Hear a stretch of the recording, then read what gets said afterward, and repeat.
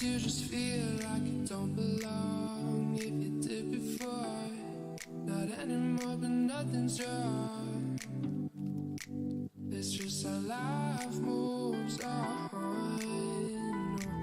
I found my way back again, but then it might be all gone. And all the story you can put into a song. Oh, try to put the road still on, just rolling through the motion.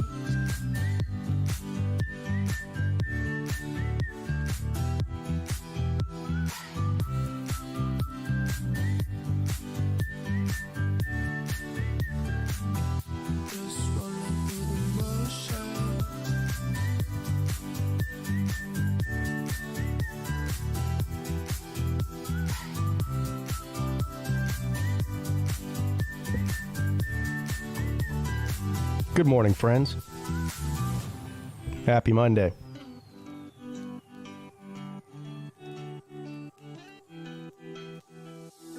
Sometimes you just feel like you don't belong. If you did before, not anymore, but nothing's wrong.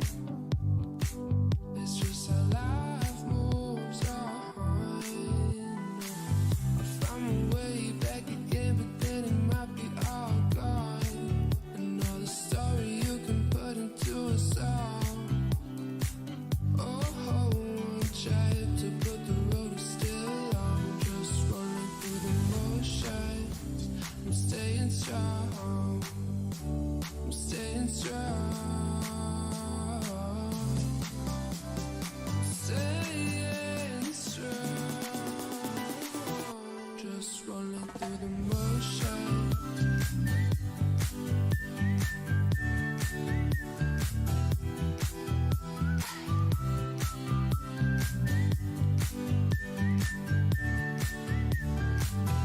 Just rolling through the motions.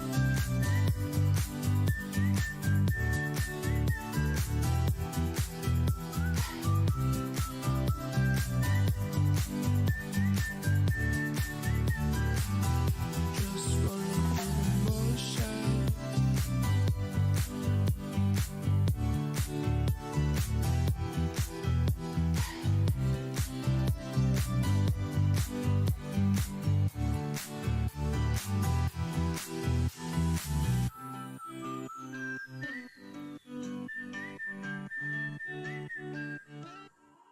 No, we don't really know where we're going, but we still wanna see you wanna find it. Say you're gonna treat, say you're gonna treat, say you're gonna treat me right. No, we don't really know where we're going, but we still wanna see you wanna find it. Say you're gonna treat me right.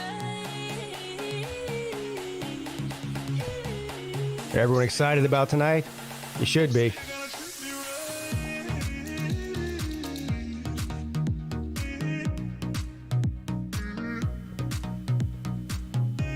I'm going to start the show in just a few short minutes here. So I'm going to be right on time today, right at 11. So about 4 more minutes. And at the top of the show, I'll talk a little bit about tonight.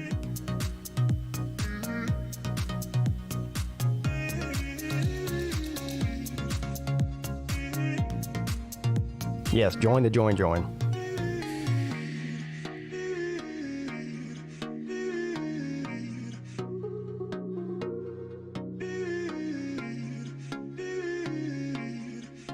Say you're gonna treat me right. No, we don't really know where we're going, but we still wanna see you wanna find it. Say you're gonna treat, say you're gonna treat, say you're gonna treat me right. No, we don't really know where we're going, but we still wanna see you wanna find it. Say you're gonna treat, say you're gonna treat, say you're gonna treat me right. No, we don't really know where we're going, but we still wanna see you wanna find it. Say you're gonna treat me right. Good morning, dog behind enemy lines. Say you're gonna treat me right.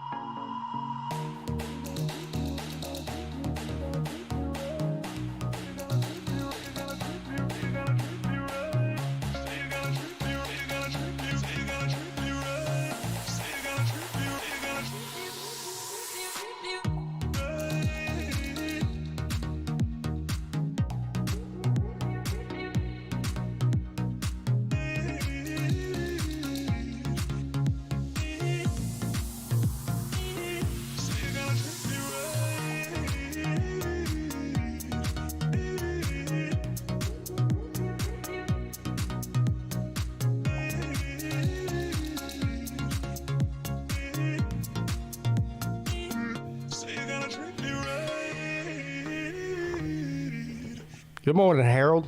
I remember when I lost my mind. There was something so pleasant about that place. Even your emotions have an echo in so much space.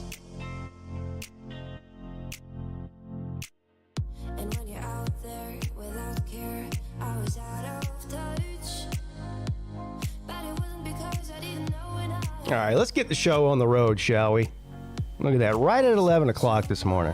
How about that? How about that? Does that make me crazy? Yes, it makes you crazy, lady.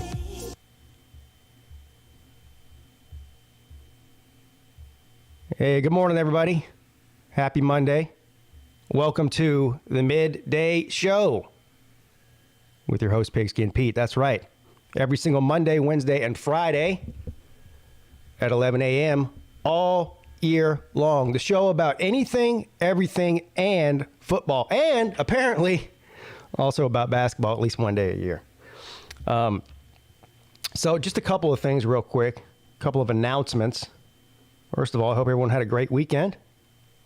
A productive weekend. Or maybe you weren't productive at all. Maybe you were very lazy. That's fine too. Well, I can't find what I'm trying to show you here. Anyway, it doesn't matter. So here's what it is. A couple of announcements. No lunch money show tonight. Uncle Lou is out of town for spring break. His kids have a different week of spring break than mine. His kids are on spring break this week. My kids are on spring break next week. So no lunch money show tonight, but I will be streaming the NCAA National Championship game for the channel members. If you want to come enjoy the game with us tonight, there is a link in the description of every live stream, including this one. It says if you want to join the channel membership or something like that, there's a link there. You click that. You might even have a join button on your laptop or your phone. I don't know. It seems to be hit or miss with that. I don't have a join button whenever I go to somebody's live streams on my phone, but I do on my laptop. But either way, if you don't have a join button, you can click that link. I believe the lowest tier is $2.99 a month. The highest tier is $5 a month. And I tried to do that on purpose to make it as cheap as humanly possible. I'm not trying to get rich off of join members, okay? But for the people who do become members, I do like to do things, private streams just for them. And anybody who's ever been in one of these join streams before, I did several during the football season for football games. I did some public and some private. I think I have somewhere right around 100 members right now, and probably 20% of those people will show or whatever. I don't think we've ever had more than 15 or 20 or 25 people in a private stream thus far up until this point. Thank you, Nature Boy. Gifted a membership to Devin Zane. Look at that. Devin Zane comes in here immediately, is a member. But anyway, so it's very easy to do. It's anybody who's ever joined up for the membership before, it's nothing different than sending a super chat. You click that link, and you literally just pick which tier you want and hit it, and it takes 2 seconds.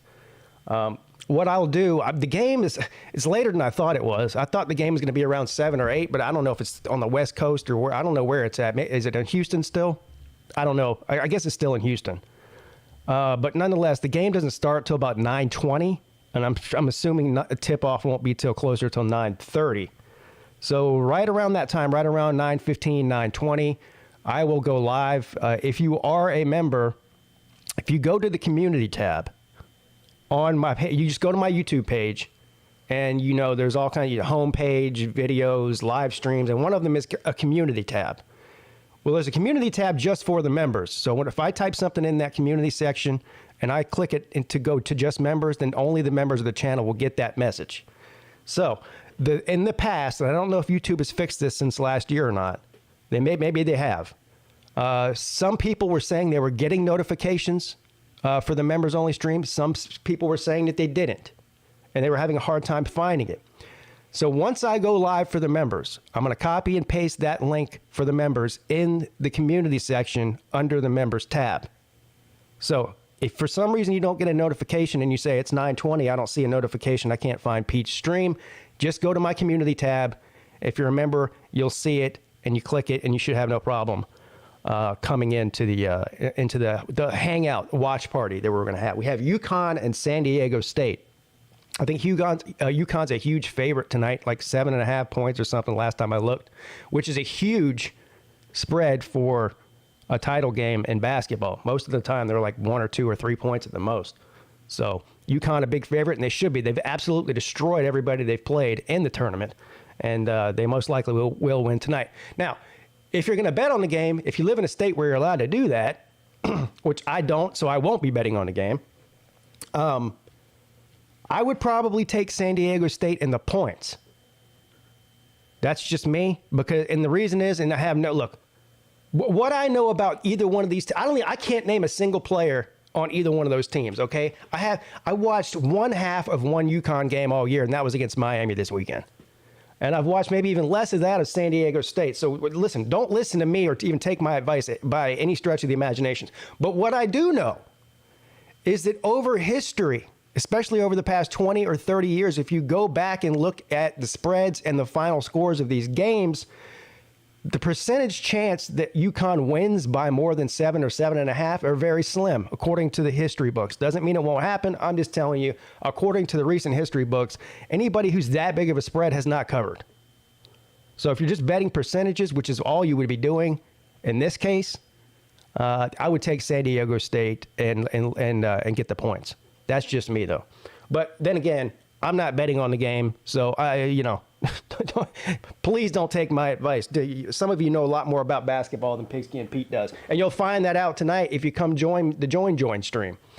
To me, this is not going to be. As much as people say I don't know shit about football, I know 100 times more about college football than I do about college basketball. Okay, so keep that in mind. What I'm doing tonight is not going to be, giving my opinions and schooling everybody on the game of basketball. We're just going to be hanging out like we're in a bar. I might even have to crack a couple of cold beers open tonight, since it's so late, and we'll drink a couple cold beers together. We'll watch the game. We'll have fun. We'll have some laughs, and that'll be that. All right. Does it sound like a good time to you? I hope it does. Now, mentioning that there's no lunch money show tonight. Now, next week, I'm going on vacation. Every single year, we take the kids out of town for the week on spring break. So I think we're leaving Friday morning, and we'll be gone for about 9 days. We won't be back till the next Sunday. We're going 3 different places, all in North and South Carolina. But anyway, so that Monday, not this Monday, but next Monday, as far as I know, there won't be a lunch money show. I don't know. Uncle Lou is welcome to have the lunch money show without me. I'll be in the mountains up in Maggie Valley, or just outside of Asheville. I don't know what the internet situation there is like. If I have a good Wi-Fi or good phone signal, and he decides to do the lunch money show on his channel, I certainly could call in and be a part of the show. But I'm just telling you, I don't know what the deal is with that. You'll have to ask him. So that's that, which also means since I'm leaving this Friday morning, no call-in show Friday night. I'm gonna keep all of my shows during the week the same.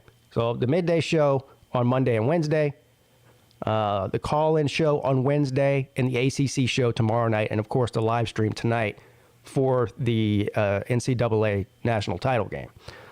From Friday morning all the way through the next week. I don't have any live streams scheduled. Now, if I get up there in the mountains and we're hanging out at the cabin one night and I have a good signal, I will have no problem using my cell phone to go live on YouTube and hanging out with you guys, and we can maybe try to put some kind of show together if that's the case. But so there you go. Also, we're planning next Thursday. We're going to try to get a room at Cherokee for one night because it's only like 30 minutes away from where we're staying that week. So if anybody wants to come and hang out, if it's close by Cherokee, I'll be there most likely Thursday. I still haven't booked the room yet, so I don't know about the availability, but that's the plan. Thursday afternoon sometime, and we'll leave, right around lunchtime on Friday. So anyone wants to come and lose money with Pigskin Pete at the roulette table, you're welcome to do so. The more, the merrier, bro. The more, the merrier. All right, so here's what we're going to do. Just like every other midday show, bro. I'm going to see who's in the chat here. And then we are going to read the news. A little bit scared about the news today. It's going to be dominated by one particular subject. That's right. But Yahoo News does a pretty good job of not talking about the real news. Just, all kinds of weird shit, especially on my algorithm. So there is that. Let's see who's in here. Traveling Fool says, yo, yo, yo, yo, yo, yo, yo. Colby's here. Matt Dummett. Brandon Pratt. I did it. I said it right that time. I didn't say Brendan. I said Brandon. Like you're supposed to. Like your name really is. Bulldog JC, what's up? Stingray, my man. Dog behind enemy lines. The Nature Boy. Harold Gray, what's up, buddy? Rec Talk is here. He says good morning. Volusia Orange. Nate the Great. Rack Dog. Devin Zane.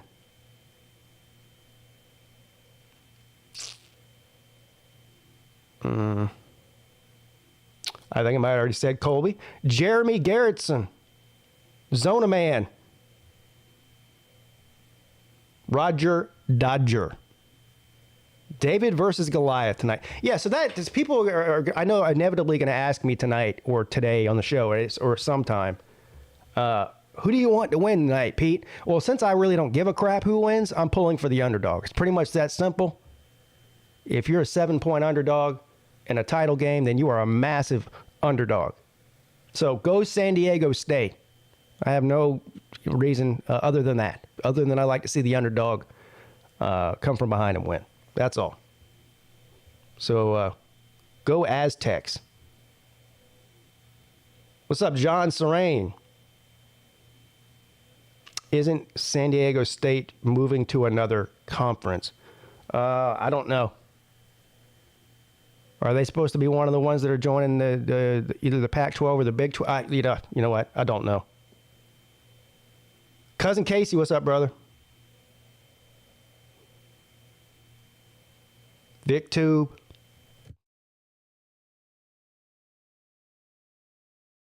Uh-oh. Oh, look, Nate.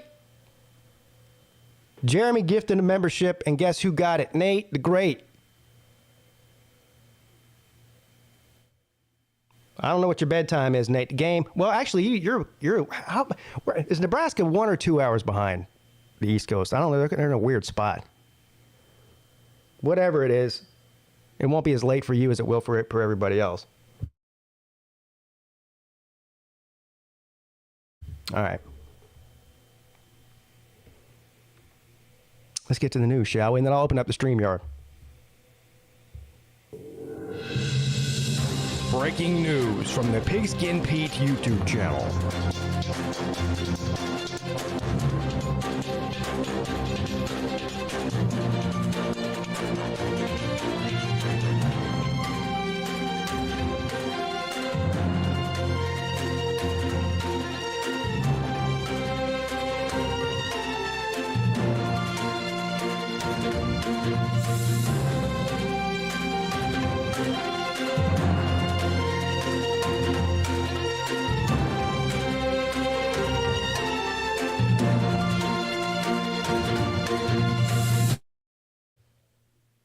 Yeah, Cousin Casey, if you want to watch the game with us, you just have to become a member because it's $3. There's a link in the description of the video. If you click that link, it takes like 2 seconds to become a member, if you want to. Sort of a new feature. I say it's new. It's about a year old. Well, no, it's actually more than a year old. I don't know. I think maybe the membership thing is more like 2 years old, but the ability to do private streams just for channel members, I believe, is only about a year and a half old. I don't know, something like that. So in the beginning, there were some kinks that YouTube had to work out. We had a couple of issues early on, but being the man that I am, how smart I am, I mean, I have an IQ of 124, according to the internet.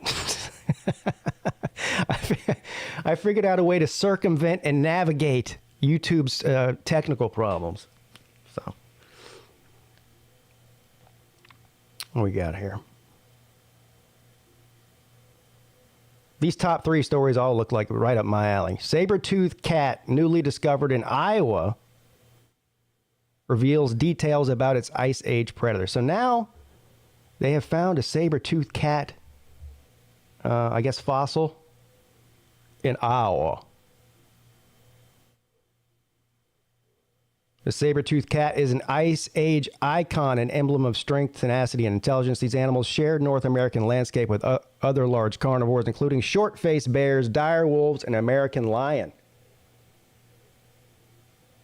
as well as mega herbivores, including mammoths, mastodons, muskoken, and longhorn bison. At the end of the... See, now this is where I'm going to screw this up. Pleistocene, I'm going to tell you to pronounce that. Between 50,000 and 10,000 years ago, they all vanished. The only place to see them now is in the fossil record.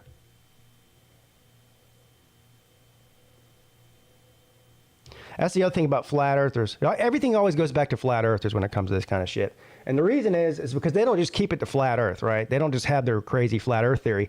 The dinosaurs are fake, according to them. I'm not kidding. Dinosaurs are fake. Fossils are fake. So I'm sure these jabronis believe probably that there was no such thing as a saber-toothed tiger either, or any of these other extinct animals from the Ice Age. Well, one of the reasons is because they believe the flat Earth was only a couple thousand years old. That's one of the reasons. So they say there's no way that there was something that lived 50,000 years ago on the Earth, let alone 65 million years ago like the dinosaurs did. So, man, science has really failed our kids. Anyway, scientists have relatively small, scattered inventory of saber-toothed fossils. The exception comes from Rancho La Brea in downtown Los Angeles, where over 1,000 individual saber-tooths were mired in a tar seep death traps. The tar pits, bro. So here's a picture of the skull that they found, which is pretty damn cool looking, I'll tell you that right now. Thank God they don't live here anymore, you imagine? We might have to watch. Have you guys seen these videos from India? India's got a major problem with these wildcats. I don't know. I don't know if they're leopards or what they are. I think they're leopards and shit like that. They're spotted. I know that. But I mean, you just be chilling in the village, washing your linens in a well, and all of a sudden, out of nowhere, comes one of these leopards and just starts mauling people out of nowhere. God, I'm so glad I don't live there. If you haven't seen those videos on YouTube, they're nuts. Saber-tooths are sexually dimorphic. The male is generally larger than the female. The Iowa skull is larger than those of many adult males from Rancho La Brea. Several bones of the skull have not sealed together, and the teeth were basically unworn, leading us to believe that the individual was almost certainly a young male between 2 and 3 years old that was still growing. We estimate he weighed about 550 pounds. So basically an adolescent saber-toothed tiger, or cat. I don't know if they're called tigers or cats or whatever. Still weighed 550 pounds. God almighty. Given a few years to mature and fill up its loose skin, he might have tipped the scale at 650 pounds.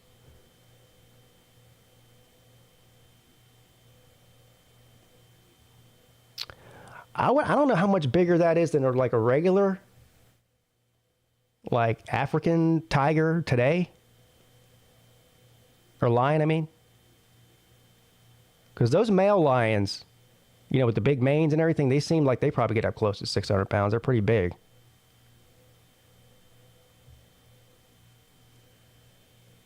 Leopards, yeah.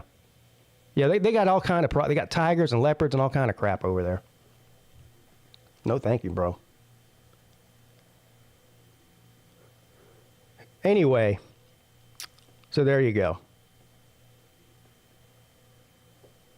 I think you get the idea. Found a saber-tooth in Iowa.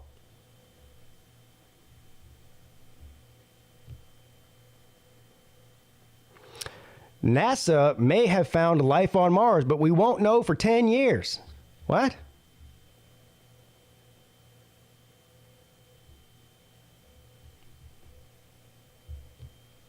What is that, when Elon's going to shoot a spaceship up there and we can go up there and see? I don't know. NASA may have collected the first evidence of life on Mars, but it will take us 10 years to find out. Last week, NASA's Perseverance roller drilled into a rocky outcrop, which likely formed deposits carried downstream by an ancient river that flowed well beyond the Jezero crater that the rover has been exploring. The rock sedimentary is composed of carbonate materials, which on Earth often contain fossils. Wouldn't that be some shit if we went up there and started digging on Mars and found dinosaur bones up there and shit too? That would, yeah. NASA is planning on bringing the samples to Earth alongside dozens of others that it is collecting from the crater. But the samples are not due to arrive here until 2033. How are we supposed to get them back here? We have something else waiting there to shoot off and come back to Earth?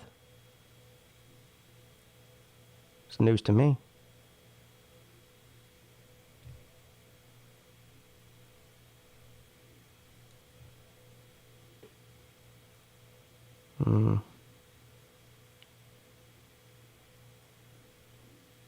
If biosignatures were present in this part of the crater, it would be a rock like this that could very well hold their secrets. So they're basing this just on the fact that they've got a type of rock that we have here on Earth that often has fossils in it. That's all.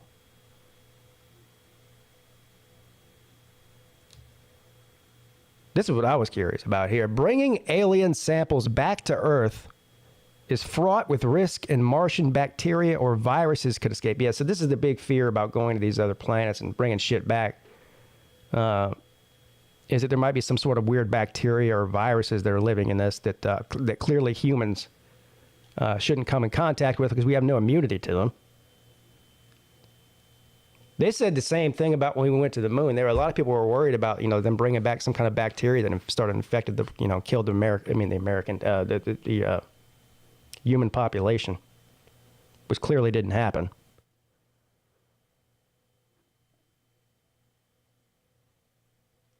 Scientists are designing a re-entry module which can withstand crash landing at 2,000 G-force and speeds up to 24,000 miles per hour in the Utah desert.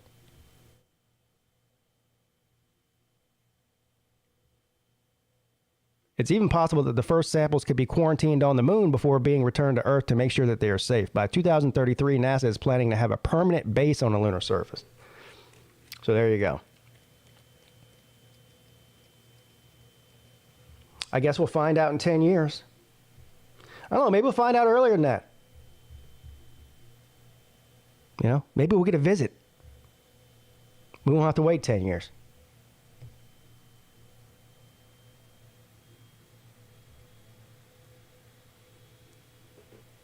Oof. Video shows abandoned migrant child drifting in the Rio Grande. National Guard troop run to rescue. So you can see the picture. I'm not going to click on that. It's just another sad story of the horrors that some people have to endure when trying to flee their country to come here.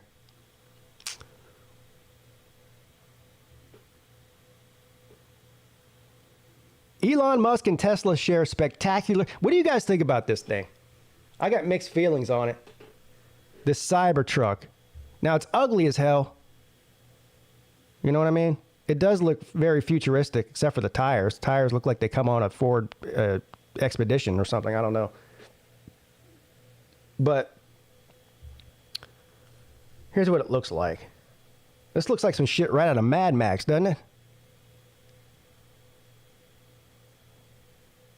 Now, if you get past the look of it, the features on it are pretty badass.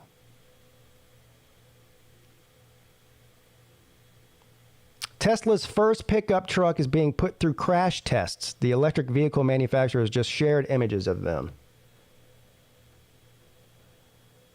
You know what the thing about electric cars that always surprises me is how like it's sort of like it's kind of like uh-oh. I don't know what just happened. Am I still online? I think I am. Mars COVID. But the weird thing about electric vehicles is how polarizing it is to the public. It's almost like politics. Like you're either left or you're either right, and everything that the left does is great, everything that the right does is great, and if you don't agree with me, then you're an idiot. Blah blah blah. It's sort of the same way with the combustion engines versus electric vehicles. Like people get all worked up about it. Like I know people, I would never buy no electric car, and then you got the other people on the other side is I would never drive a gasoline engine as long as I have option to have an electric car. Like what's wrong? Why can't they both be great? I don't know. I have no idea why people are, I would never drive a Tesla. Teslas are cool as shit. Have you ever been in one? It's like a spaceship. Okay, so I don't know. I don't get it. I don't know why there can't be a place in the world for both things. I would own a Tesla, and I would also own a muscle car. What? I don't discriminate, bro. If his car is cool, it's cool. I don't give a shit how it's powered.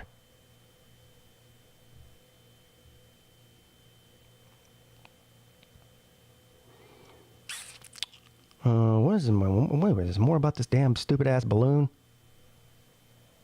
All right. Oh, this is one of those articles. Watch. I'm not going to get mad this morning because I already know what's going to happen. So this is just for research purposes only. Instead of just showing us this car about that Elon Musk is all excited about and telling us about it like they said they were going to in the headline, they're going to give us one sentence, and now I'm going to click this. It says continue reading. Okay. Now what this means is, yeah, you can continue reading one sentence between every ad. Watch. I hope I'm wrong, but I'm probably not.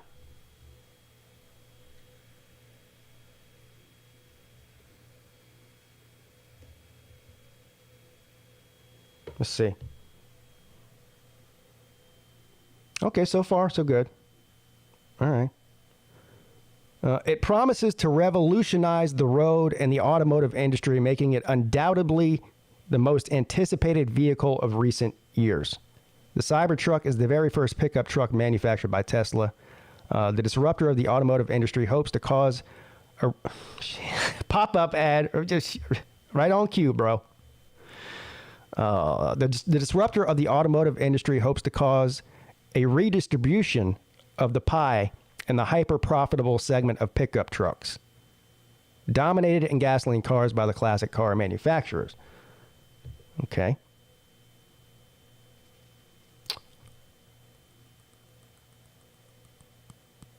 Currently, the Ford F-Series and its F-150 Lightning, hey, those are pretty cool.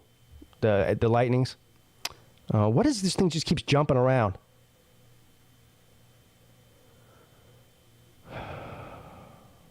I'm starting to get perturbed now. Now it's just nothing but pop-up. I told you this is going to happen.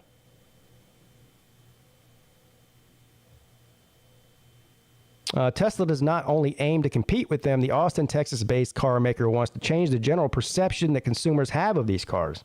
Often these vehicles are identified with deep America, blue-collar workers, and transport medium-sized and medium-weight goods. Basically, a pickup truck is perceived as a vehicle that sits opposite to the urban lifestyle.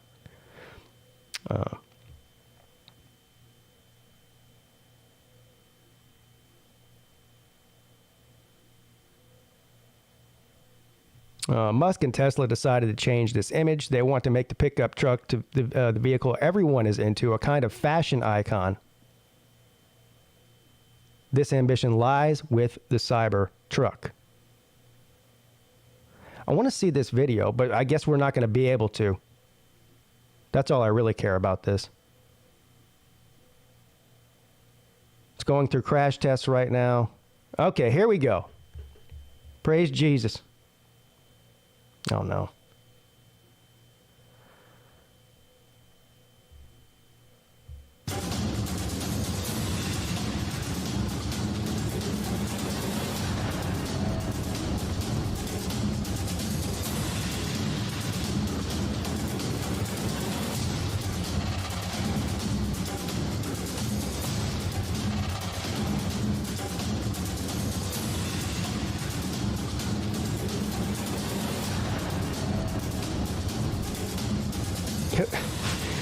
Oh my God, this is the most ridiculous video. Can we just see it crash already? Oh my God.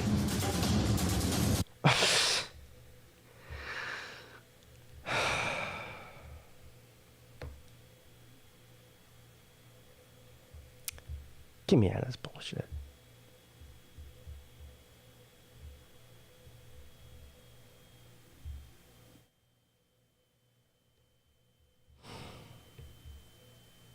There you go. There was the very, very anticipated video of the crash test where there was absolutely no crash that happened on the video. So there you go. You're welcome.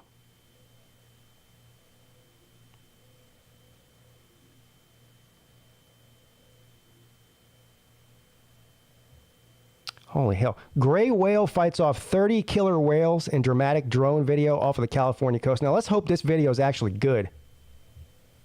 Unlike the last one we just watched. This is what you call a bad day. For the old, what kind of whale they said it was? A gray whale? This is what you call a bad day, bro. 30 killer whales? My God. A drone video shows 30 orcas attacking 2 gray whales off the California coastline. Whale watchers reported. So-and-so Evan Brodsky captured a 5-hour battle with a drone from a Monterey Bay watch boat on Tuesday, March the 30th in Monterey Bay. Yeah, let's see here. Let's see how good this video is.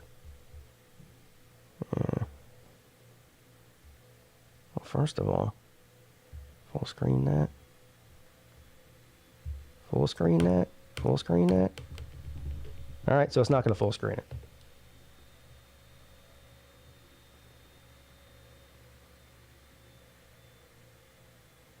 I wonder how the hell this whale survived, or either one of these whales survived this.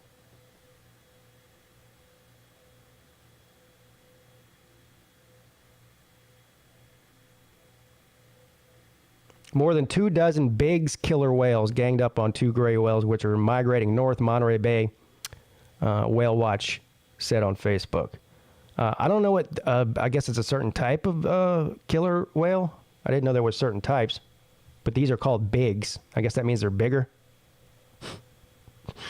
Is that a scientific term?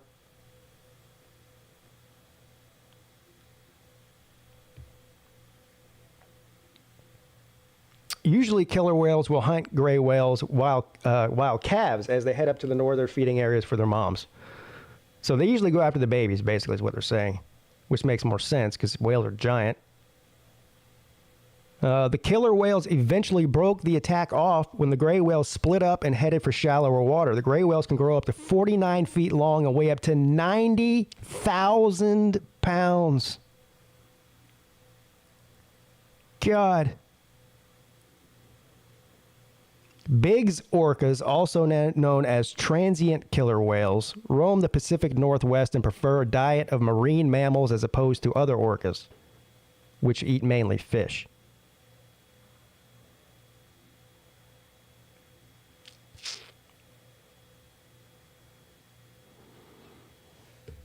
Now, this isn't even a part of this article. This is just something that caught my eye. 33 swimmers accused of harassing a pod of dolphins in Hawaii. What? How do you harass a pod of dolphins? How is that even possible? How do you harass a dolphin? That's what I want. The dolphin could just swim away. You ain't catching it. Maybe it wanted to be harassed. I don't know. I'm just saying.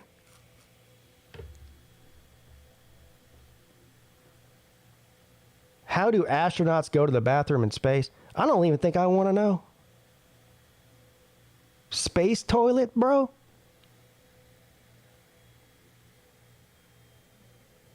Yeah, you got to think. I don't know. What do they poop upside down? I don't know. Maybe there's some sort of suction device inside the toilet. So that, so your excrement doesn't go flying all over the place. That'd be terrible, wouldn't it? Train robbery? What is this? 1910? Train robbery. Armed men robbed CSX train in Hampton County. Suspects still at large. What did they get away with? Jesus, these guys are like the Wild West, bro. Train robbery. Jesse James shit here, bro. Southern Hampton County witnessed a good old-fashioned train robbery on Friday with new techniques and new loot. Local and state police responded to locations along U.S. Highway 321 near Easthill for reports of armed men robbing cargo from a CSX transportation train. What kind of cargo were they after? Were they on horseback? I mean, did they have their 6-shooters?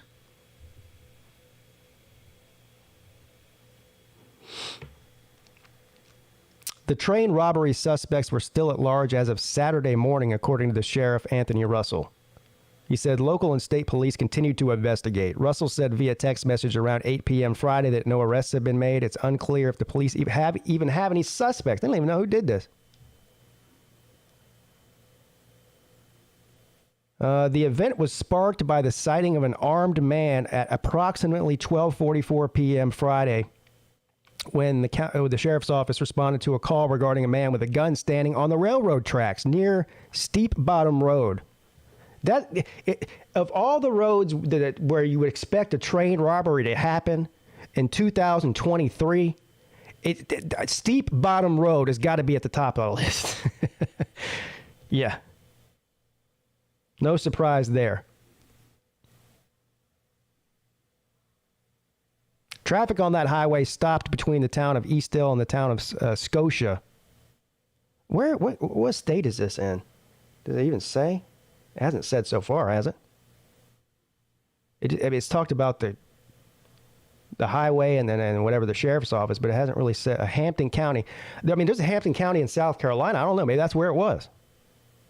It is. Here you go, right here. US 321 and Steep Bottom Road, South Carolina 29918.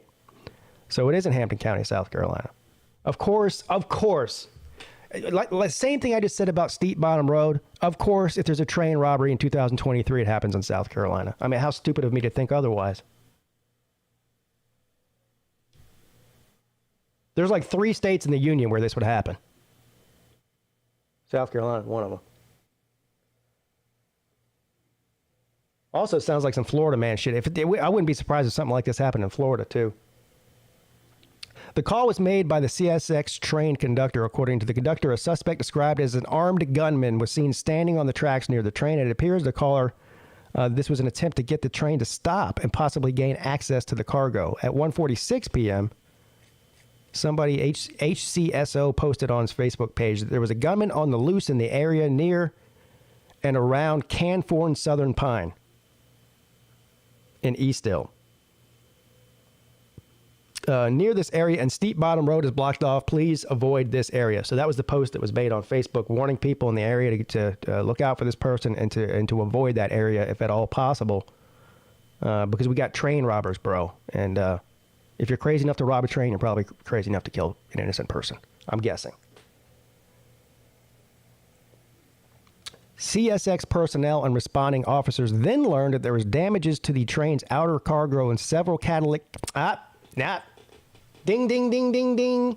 That is correct, sir. Ding, ding, ding, ding, ding. That is correct, sir. They were going after a cargo container filled with, you guessed it, catalytic converters. That's right. Why spend time in the middle of the night trying to cut a catalytic converter out of somebody's car in their driveway who might come out and shoot you when you can just rob a cargo train full of them? I mean, very smart. Several catalytic converters were removed from the cars being transported on the train, according to a social media statement. While checking the train to see if anyone was on board or was hurt, reporters said deputies spotted 3 male suspects jumping off of the train with cutting tools. This is very fascinating.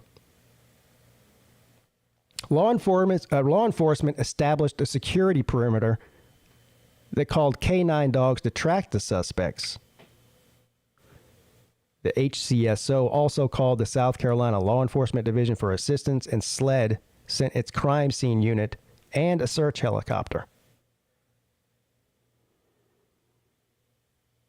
So these guys jumped on this moving train with some sort of cutting tools, maybe like some sort of torch or something, broke into the damn, or cut into the damn cargo container,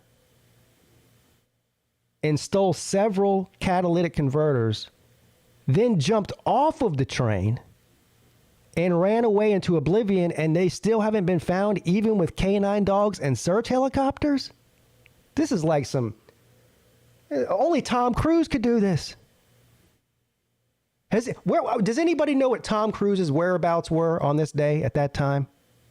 This is some Mission Impossible shit here.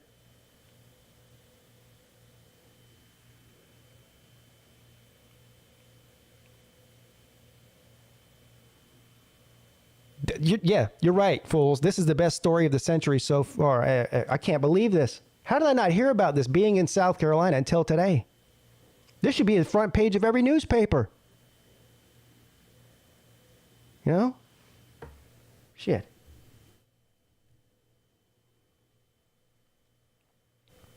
Sheriff Anthony Russell told the Hampton County Guardian Friday night that the manhunt for the suspect has been called off. Yeah, they got away. Look, I know this is illegal and you shouldn't rob trains, but for some reason, I'm kind of rooting for these guys. I mean, to have the balls and even the idea to rob a train in 2023 is just, I mean, they better make a movie about these guys. Especially since they didn't hurt anybody, you know. Now, if they would have went in there and started killing train workers and shit, I would feel differently about it. But, oh, kind of like a... This is one of the situations where you root for the bad guys. I don't know. I'm just impressed with the whole idea and the execution of it. Very impressive robbers there, everybody. Now,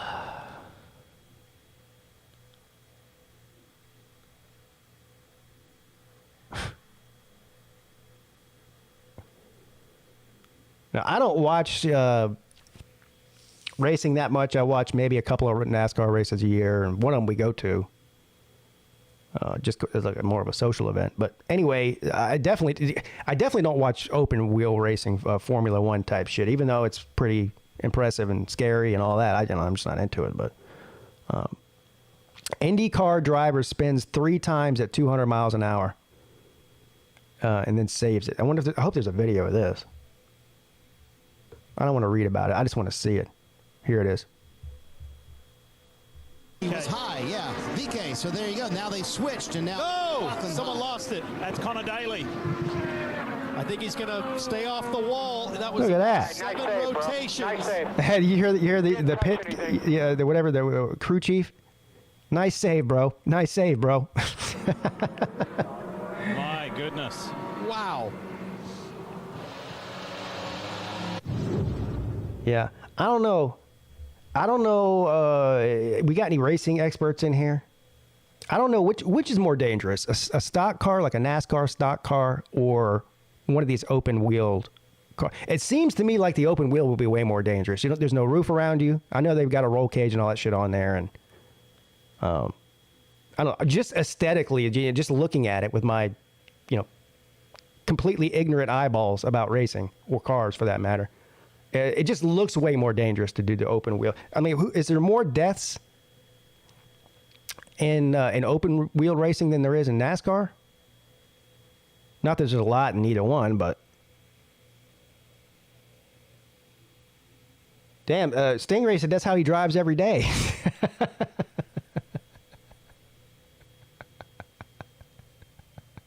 I believe you. I think Jay Shipes missed his calling. Jay Shipes probably should have been like one of these drivers. I could see him doing that. You got to be a little bit out of your mind, and Jay Shipes is. So there's one box checked off. I'm not gonna lie. I would. So I don't know how many of you have ever done that. Is it the Tom Petty experience in Charlotte, where they drive with the NASCAR guy? Yeah, you don't drive the car, but you drive in the passenger seat. And I don't even know how fast they go. 150 miles an hour. I doubt they go over 200 miles an hour with a civilian in the car for insurance reasons and whatnot. But I would like to do that. Now, I don't want to be behind the wheel. But anybody who's ever been in a vehicle that's gone even 120 miles an hour, whether it's a motorcycle or even just in a regular car, imagine, you know what it feels like when you're driving down the road at 120 miles an hour? Imagine 80 miles an hour more than that. I can't imagine it.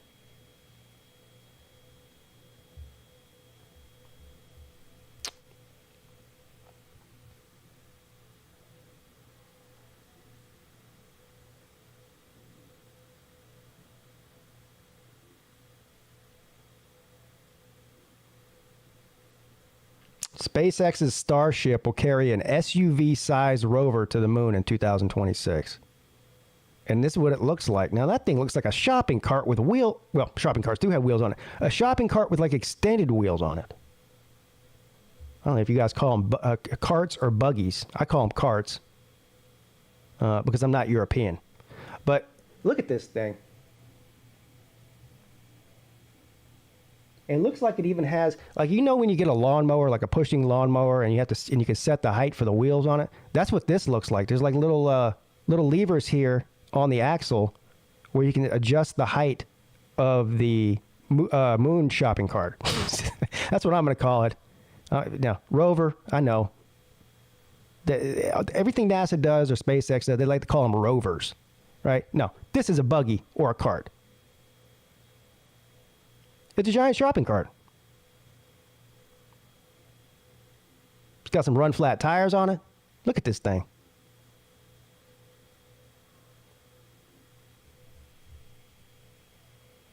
It's an $80 million shopping cart.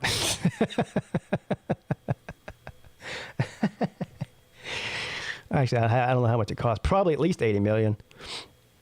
While its next generation rocket has yet to fly, that is not stopping SpaceX from booking Starship flights. On Friday, a startup named Astrolab revealed that it had recently signed an agreement with Elon Musk's private space firm to reserve a spot on an uncrewed Starship cargo mission that could launch as early as mid-2026.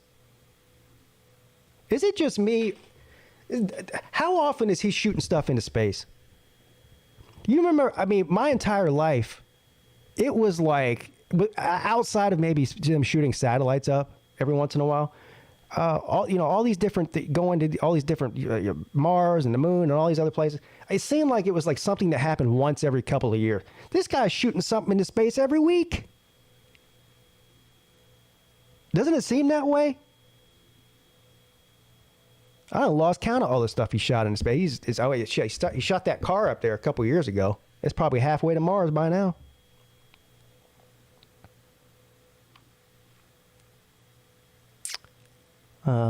This is SpaceX's first commercial cargo contract to the lunar surface.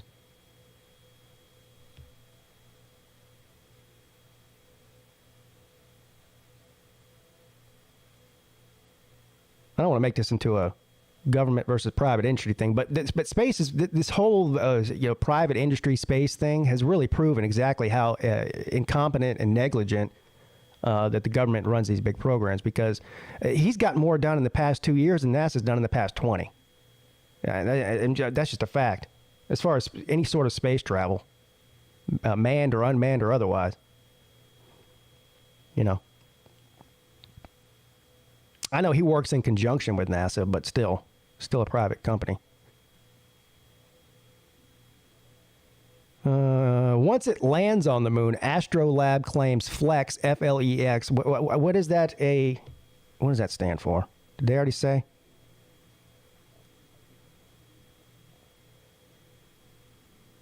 Anyway, Flex will become the largest rover to travel to the lunar surface. Looking further into the future, Matthews said that Flex could assist with building a permanent human presence on the moon and beyond. Ultimately, our goal is to have a fleet of these giant shopping carts, both on Moon and Mars.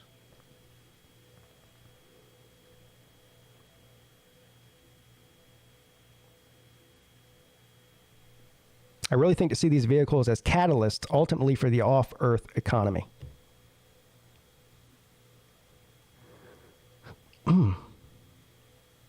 So there you go. For the cool price of what Pigskin Pete is guessing is $80 million a piece, you can get yourself one of these very, very cool riding shopping carts. Just make sure when you're finished with it, you put it back in the return buggy station. Or you're an asshole. Thank you.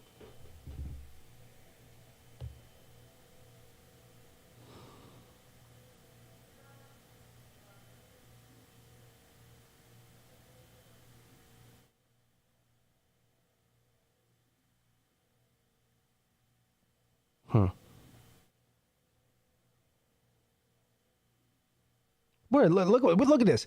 First, we got modern day train robbers. Now we got modern day Forrest Gump.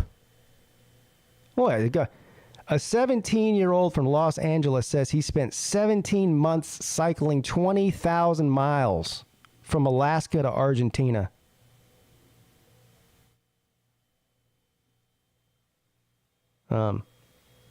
This man took a bike trip around the world. The world, I believe, is 24,000 miles. You know, around the equator. But he went 20,000 miles.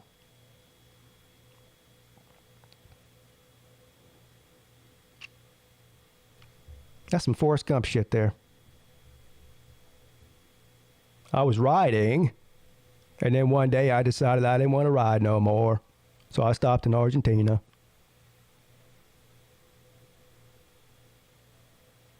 This guy, Liam Garner, set off with a bicycle and around $8,000 to try to accomplish a ridiculous goal. Oh, so that's not a lot of money, obviously. I wonder how long it took. 17 months. Over 17 months, the teen cycled 20,000 miles across 14 countries from the U.S. to Argentina. I wonder if, like on Forrest Gump, you know how in Forrest Gump was like he became famous, you know, as this guy who's just like running and running. And so people were like, hey, man, you inspire me. All of a sudden, he's got like 100 people running with him, you know? I wonder if that happens to this kid. Like, did he end up with like 100 cyclists cycling behind him? This guy's our hero.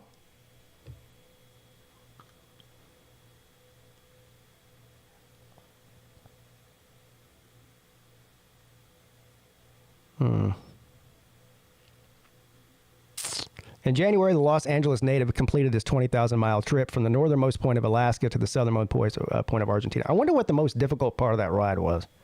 I mean, you would think it would be in Alaska, right? And I don't think the terrain in Alaska is exactly made for biking.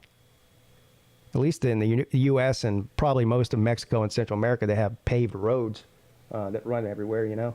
Or at least dirt roads.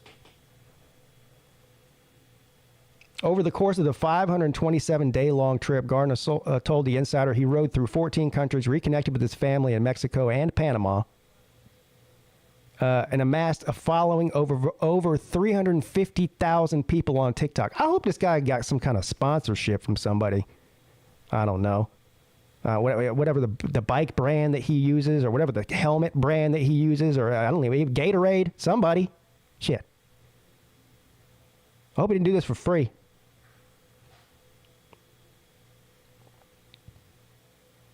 Right after he graduated from high school in Los Angeles, the teenager started preparing for his mega adventure. Before his trip, the longest distance he had cycled was from Los Angeles to San Francisco and back. Hell, that's even far. Well, I can tell you this. I know this for a fact because I made the drive from San Francisco to Santa Barbara, which is almost equidistant between San Francisco and Los Angeles, is a 6-hour drive. 6 to 6.5 hours, depending on which route you take. So I'm guessing that San Francisco to Los Angeles would be somewhere around an 11 or 12-hour drive. Is that right? For all my West Coasters out there, Roger Dodger? Is it about a 12-hour drive from San Francisco to L.A.? Somewhere around there, right? So, yeah, that's a long way to ride on a bicycle.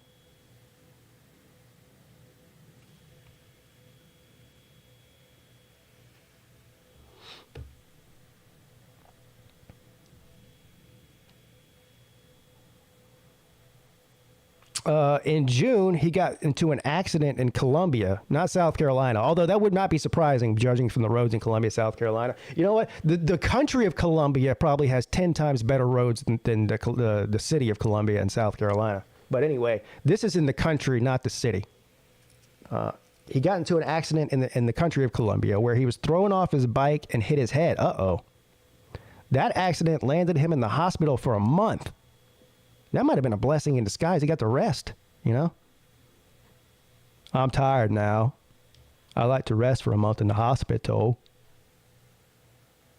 He managed to earn around $8,000 in total from TikTok and Patreon to keep going. So he started the trip with $8,000 in his pocket, and he earned $8,000 more from TikTok and Patreon. So a total of $16,000 has gone into this bike ride here. He says, so I had a goal. My goal was to spend $450 or less a month because of the price of car insurance at the time. What car? Oh, my car insurance at home. What? What does that have to do with the price of tea in China? Bro, worry about staying alive on this bike trick. Don't worry. Man, he's busy worried about the price of his car insurance back in Los Angeles. If I could live on less than my car insurance, no one could tell me that I was spending too much, right? Well, I guess that's one way to look at it, bro. You're a smart kid. So here's a picture of him after riding this bike for 10 months with a brief break at the Four Seasons Hospital in Colombia. This is a picture of him at the southernmost point of Argentina, the end of his trip. There he is. And nothing against this young man, because shit, he's accomplished more than I have in his young life. But he looks like a guy who just rode for 10 months on a bicycle. That's all I'm going to say about that. Well, kudos to him, I guess. Kudos to him for being alive, bro.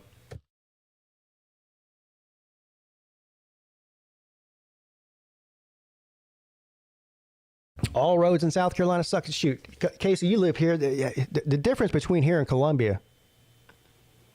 Now, there's some areas around here that aren't so great, but for the most part, the interstate system and the major highways are pretty. The roads are pretty good. Not the case in Columbia, at all.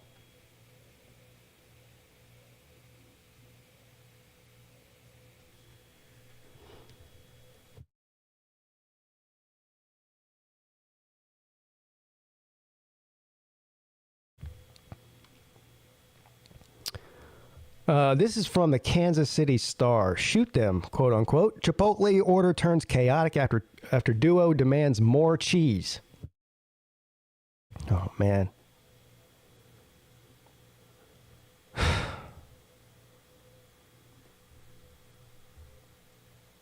Can you imagine? No, you can't. I'm not going to finish the sentence. I mean, over cheese? A Chipotle in Ohio turned chaotic and dangerous when a pair of customers became angry over their orders. Police responded to a reported robbery at Chipotle in downtown Columbus. Oh, look at that. Look at that. Downtown Columbus. Right in the heart of the Ohio State Buckeyes. The suspects demanded more cheese and started harassing employees, cornering one worker and snatching her hat away. Other employees stepped in to help her, and a fight broke out. One of the suspects pulled out a handgun, and the others repeatedly said, shoot them, shoot them. The suspect would have opened fire, but their gun malfunctioned. The suspects then proceeded to ransack the restaurant, throwing chairs and trash cans. They stole a cell phone from someone at the restaurant before getting in a vehicle and driving away from the scene. They did not get extra cheese. All of that, and all you got was a cell phone and no extra cheese, bro. Man.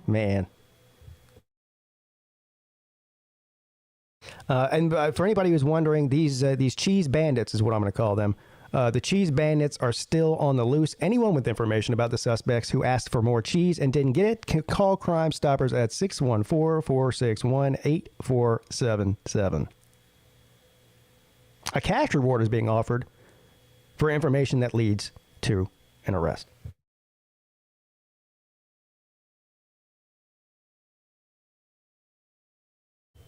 I don't know. If I want extra cheese on something, I just ask for extra cheese. And if they say, hey, it's going to cost you another 20 cents for another piece of cheese, I say fine. I don't need free cheese. I'm willing to pay. If they got to pay for the cheese, I'm willing to pay for the cheese. You know what I mean? Not that big a deal, really. Not that big a deal.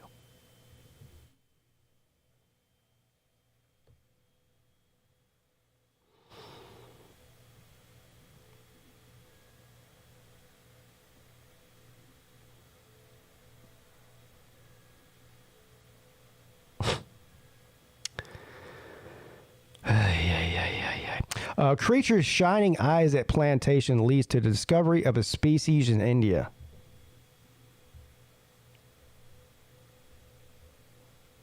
This looks like one of those long, very wordy articles.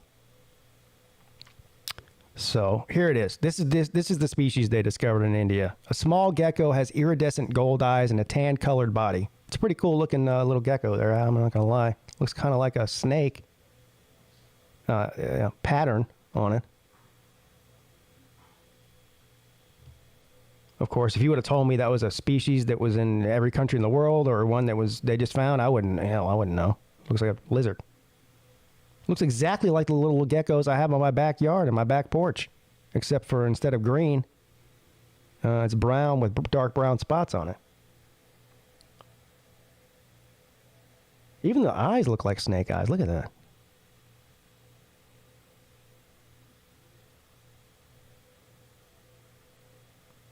Researchers named the new gecko species after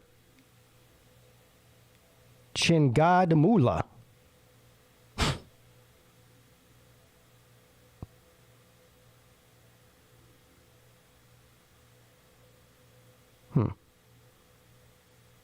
The area's biodiversity is largely understudied, with more species remaining to be discovered.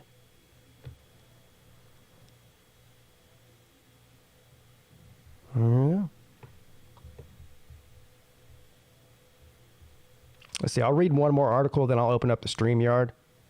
And as soon as I open up the StreamYard, I have to go pee.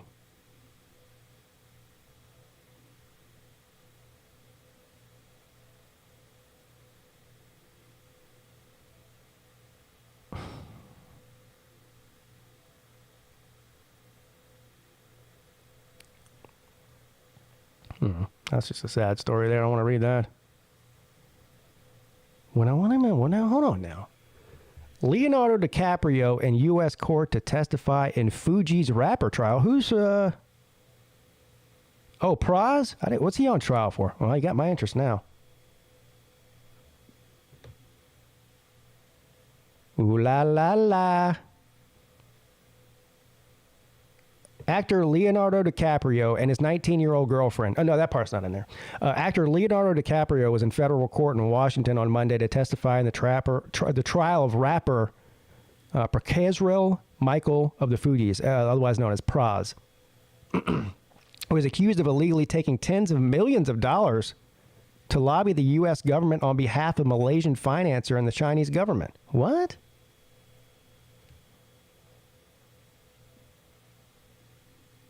I like look how they refer to him in this article. The Titanic star.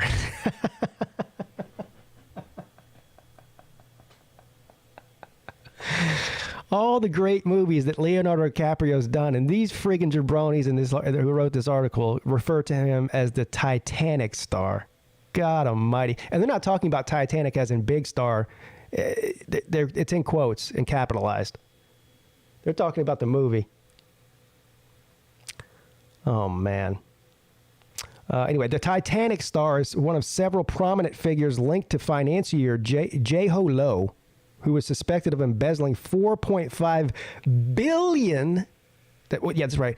$4.5 billion with a B from Malaysia's 1MDB sovereign wealth fund, whatever that is. DiCaprio allegedly received a Picasso painting from Low, who was known to pay Hollywood celebrities to party with him. Oh, he's one of those guys. He's one of those guys. Hey, Leo, I'm having a party at the crib, bro. I'll pay you $1 million to come hang out and drink some cold ones with me. Because I don't have no real friends, you know? I'm not cool enough to befriend you in real life, so I have to pay you to hang out. God, how sad is that? How sad is that? That you would have to pay somebody to hang out with you. God, I'd rather be poor. I'd rather be poor.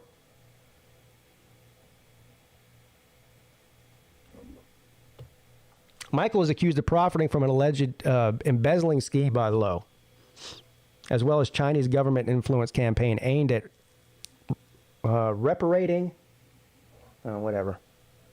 He faces 11 criminal counts for what prosecutors say were 3 separate lobbying schemes to influence the administrations of then President Barack Obama and Donald Trump. Michael has denied the allegations.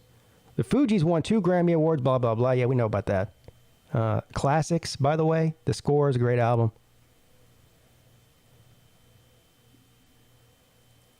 So there you go. Somehow Leonardo DiCaprio and Praz from the Fugees are all wrapped up in some sort of international money embezzling thing that makes little to no sense to me because I'm not very smart.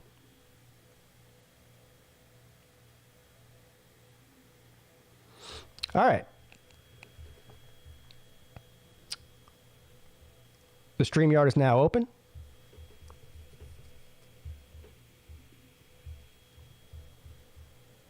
What is up? You are on with Pete. Welcome to the Midday Show.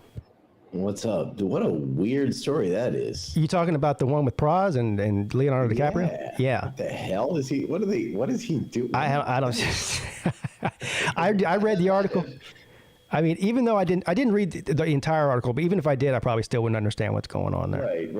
We're not hip to the international embezzling. Yeah, I'm not hip to international crimes, financial crimes. Right. I have no idea. Right. I'm not even hip to the American ones. Praz was. I didn't realize Praz was hip to that either. But geez, all right.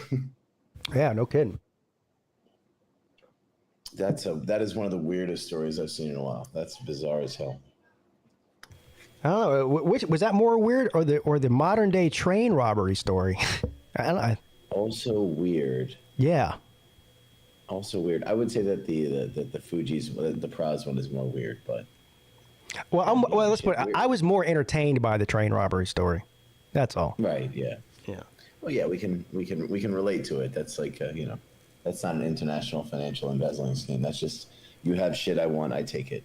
It's funny too because back in the days when they used to rob trains, they were going after like gold coins and gold bars and shit. Well, the modern version of that is catalytic converters. Yeah, pretty soon it'll be semiconductors. Yeah, well, catalytic converters are worth about as much as gold. Yeah. Very strange. Yes. What's going on? Dennis Rodman embezzling for North Korea. No, that wouldn't be a surprise. Yeah. Oh, Very man. strange. So you, so what are you going to watch the NCAA finals? Because I know. Yeah, I'm gonna get up. It's now 9 something in the morning here. I got a friend of mine, American guy who runs a bar, and he's gonna open up for it. So I'm gonna go over there and watch it. Oh, cool. Yeah, the bar is called The Rooster, and he's a Florida Gator, so both those things suck. But it is a cool bar. Wow, he's a cool guy, so we'll go. The Rooster, and he's a Florida Gator. That's weird. Yeah. What? Yeah. Yeah. Is it called The Rooster, or is it called The Rooster but in Chinese? No, it's The Rooster. It's his bar. Rooster Month in Chinese or China? That would be a year, and it is not. Oh. It is the year of the rabbits this year. What is with China and animals? The year of the rabbit. It is the year of the rabbit. Next year is my year, the year of the dragon. Oh. When is the year of the panda? They don't have that. Let me think. It goes, hold on. Let me think. It goes. I thought pandas live in. Hey guys, I got to step away for like 30 seconds. I got to pee really bad. I'll be right back. Okay. It goes rat, ox, tiger, rabbit, dragon, snake, horse, goat, monkey, rooster, dog. Here we go. So, Nate, what year were you born? I'll tell you what your animal is. Yeah. What year were you born? 2001. 2001. 2001. It's 2013. No, so you're a snake. Yeah, sure. Wait, were you born in January? That's actually kind of cool because, I mean, I hate snakes, but it's actually kind of cool that. Were you born in January? No, September. Okay, yeah, you're definitely a snake. Fuck. Sorry. It's okay. Yeah, I mean, Slytherin. It's all right. It's good. I don't know. You're the snake. I hate snakes, but I'm a snake. So the way it works is that when it's your year, you have to wear red underwear. It's good luck. That's weird. Yeah, that's what you do. Well, they'll give that like your New Year's present on your year is red underwear. So next year is my year. So next year for Chinese New Year, I'll get some red underwear as a gift. Yeah. Yeah. Right now, I'm folding cloths or washcloth, whatever you call it, or rags. Rags, do rag. I don't guess we'll hear from Slim Shady today. I don't know if you guys heard. Okay. Yeah, it had a huge tornado, like an F4 tornado, ripped through his neighborhood. What? That must have been Friday.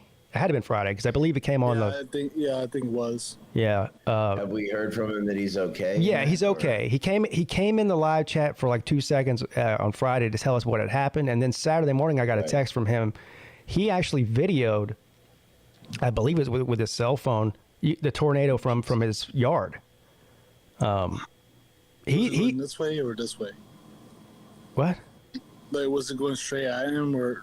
Well, I mean, I don't know. It was hard to tell from the video. Okay. But anyway, so his property's okay. For what he says, his property's okay and no one's hurt. So that's the number one thing. But I guess the power's all out there and the roads are all shut down and there's a lot of damage. So I don't even know if he's got Wi-Fi or what. But right. But he's okay, well, though. It's like we say, Pete, you and I are from hurricane country. It's like my old man always said, a tornado is like a drive-by shooting, right? The guy next to you could get shot, but you might be okay. But a hurricane is like a world war. Yeah. Yeah. But at least with a hurricane, there's a warning. Well, most of the time. I mean, what happened with Katrina was kind of weird and unusual. I mean, there was, I guess, a little bit of a warning, but not really. The ones that form in the Gulf are way scarier because, the ones that hit the East Coast or the southern tip of Florida, you can see those coming from Africa, literally. So there's plenty of time my analogy still fits. When there's a big war, you know that a battle might be coming, but when there's a drive-by, you have no damn idea. That's right. You're right. Now, I don't know which one if I'm going to get hit by one, I'd rather get hit by a hurricane than a tornado because a tornado is just going to... Yeah. I don't know. I probably want to get hit by a tornado. Well, if a tornado hits your house, it's gone, Nate. There's no... I mean, also a hurricane, right? No, I mean, I've been through a lot of hurricanes. My house never got blown over, so...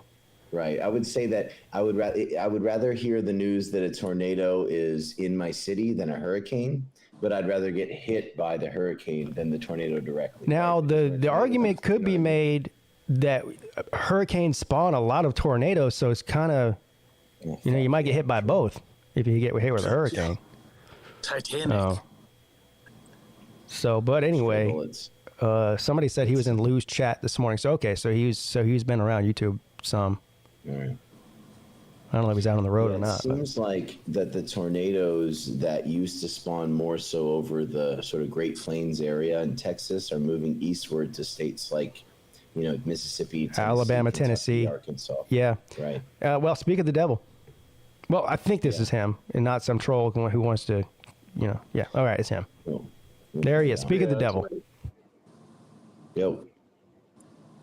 I didn't film that video. Somebody else a few miles away did. Oh. I was a little too close to film it. Right. Oh, okay. That thing literally was about a half mile from my house. Okay, so you were closer than that video even. Much so. Oh, wow. Damn. Yeah, too close for comfort for me, bro. Nate keeps wanting to know, was it going this way or that way? Whatever that means. Is it going towards you or past? We'll call it parallel. Yeah, there you go. Right. It went by him. Yeah. passed by him. There you go. Yeah. If it's slow, that means it's going towards you. So I mean, so you were outside. You saw this thing with your eyes, right? Oh yes. So what do you think? Well, I know what you're thinking. Please don't come this way and destroy my house. That's number one. But I mean, is there any? I mean, what do you do? I mean, you don't have like a storm shelter underneath your house, do you? Unfortunately, no. Well, I mean, we did about all we could do. Put the kids in the.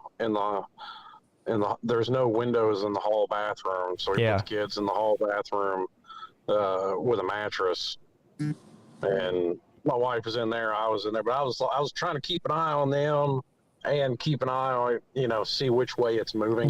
That's the same thing I would have done. And in fact, now luckily I've never had that close of a call as you did, but we've had one where we got the warning and everything, and we got news that it was in our vicinity, of our house. And so we did the same thing. We have a hallway bathroom with no windows. We get the kids in there, the wife in there, the dog in there with the big mattress and shit. And of course, you know me. I did the same thing as you. I'm like, well, I got to go outside and see where this thing, I want to see if we're going to get hit with this thing. And Mrs. Pete's like, no, you're not going outside during a tornado. Yeah, I mean, I think I would have the same mindset, but that's an objectively stupid thing to do. Yeah, I know. I agree. And just saying, Pete, from experience, I don't know if you guys get a lot of them, but from experience, if it's like slow heading towards you, that means it's going towards your house. So. Yeah, so if it's going towards you, it's going towards you. I got it. Thank you. Which is slow. Yeah. Right. Well, it may be a good thing I was trying to keep an eye on it because I had the door open. And, I mean, when they get that close, you can run the risk of the pressure being so great outside, it can pop out your windows. Yeah, blow your windows out. So, I mean, maybe me having the door open, trying to keep an eye on it was a good thing. Maybe. So Nate, when you say it's going slow, it seems like it's going slow because it's coming straight at you and you can't tell how fast it's actually going. Yep. I got it. And that makes sense. Mm-hmm. That's what I meant to say, so. Yeah. But they can change directions pretty quickly, too. Like, they can be coming towards you and all of a sudden take a 90-degree turn. Yeah, and that's why I was trying to keep an eye on it. Yeah. Yeah, because you never know. Even if it looks like it's going away, or parallel to you, it might really quickly just change and come right towards you. And that's when people get. That's when you see these idiots out. And I'm not talking about storm chasers. I'm talking about people that are driving down these highways. And instead of, if I see a tornado, I'm driving around a highway, I'm turning around and driving away from that tornado. I mean, that's just me. But these idiots, they go, oh, no, it's not coming this way. It's, so, and then they're like, oh, look how cool it is. Yeah. And then 3 seconds later, it's on top of you.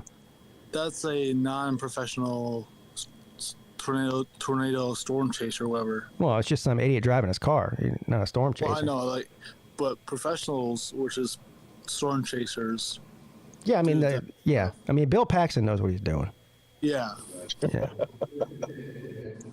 No, we got off pretty lucky. I mean, insurance is fixing to buy me a new roof, but that's about the worst that we got. What, so you got some shingles come off of it or something?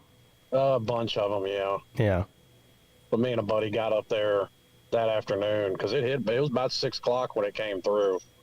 So me and a buddy got up there that evening, afternoon, whatever, before it got dark and tarped off the roof. And I've already been to the insurance company this morning. It's been bad. Like Volusia just said, I know Mississippi got hit hard.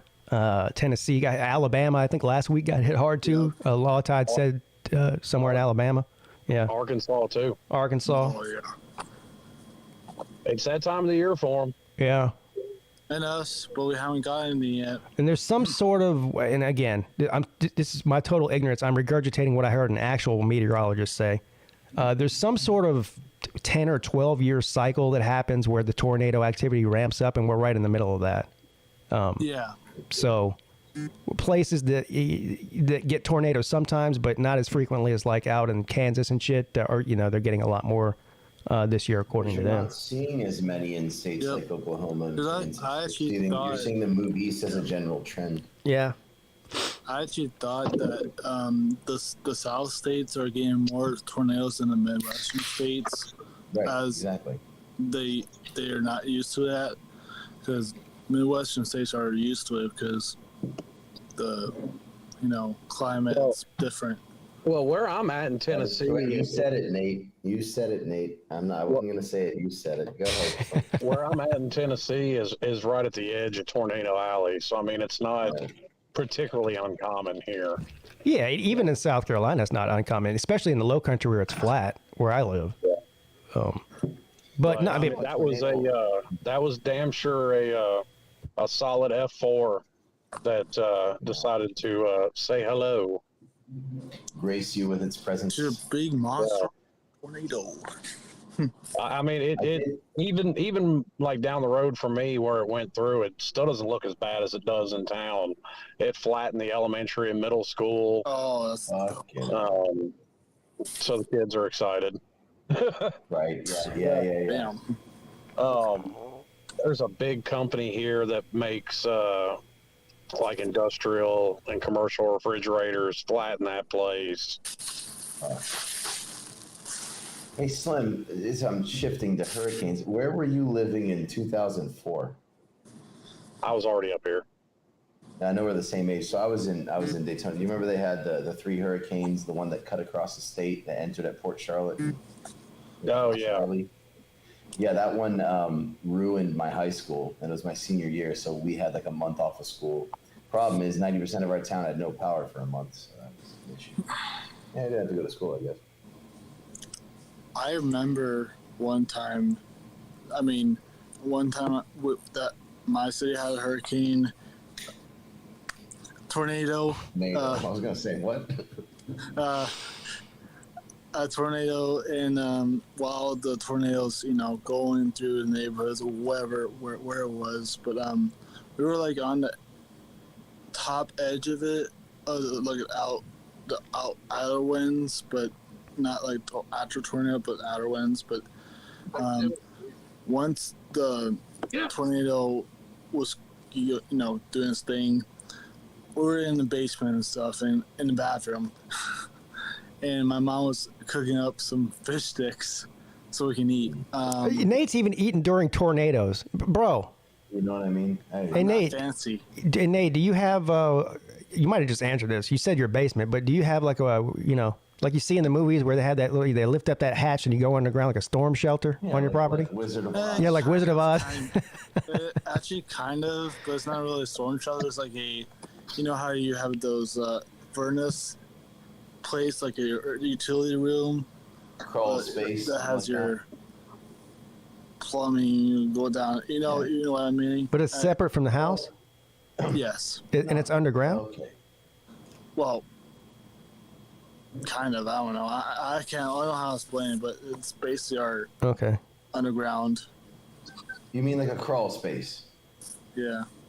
I'll tell you this: you don't appreciate electricity until you don't have it for 3 days. Yeah. Fucking hell, dude. No doubt. No kidding.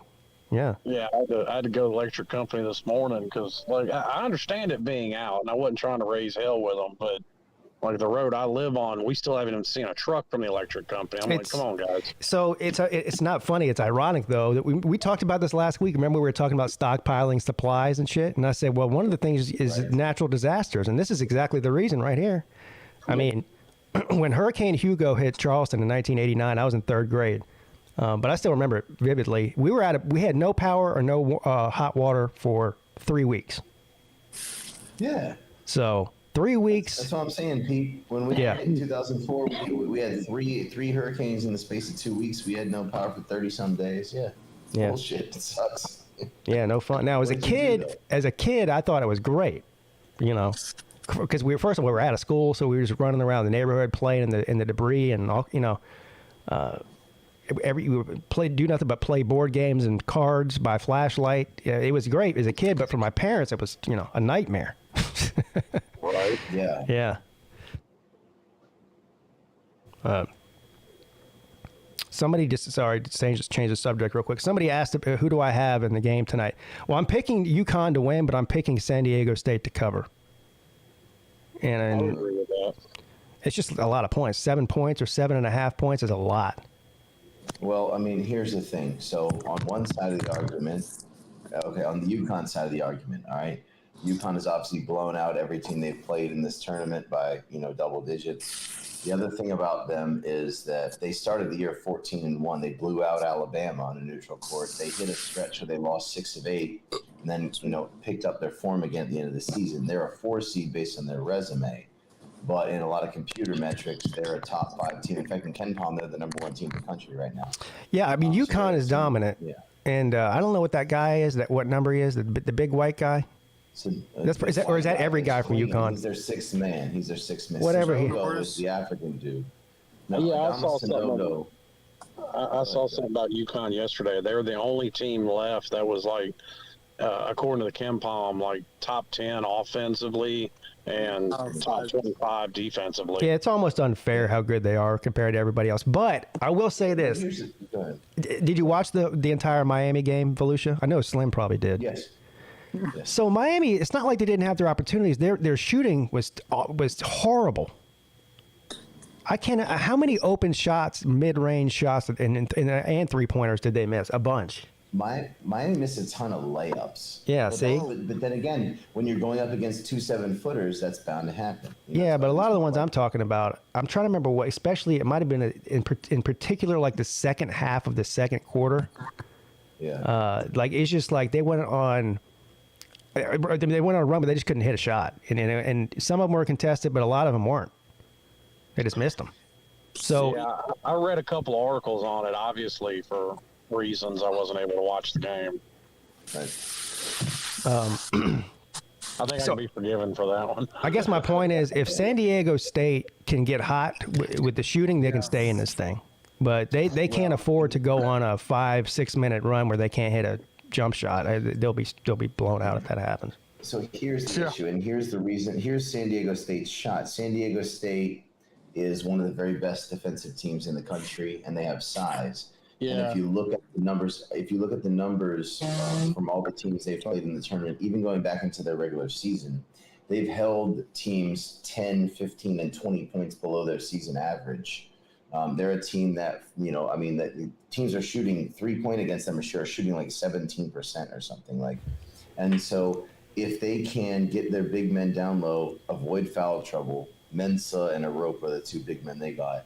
Keep them down low in foul trouble, and they can stop transition threes and keep UConn from shooting. If UConn shoots under 30% from 3 and doesn't dominate in the paint, which I don't think they should, if that would mean that San Diego State has to stay out of foul trouble, then I think that they can win the game. Like they can win this game. Yeah, so here's the thing.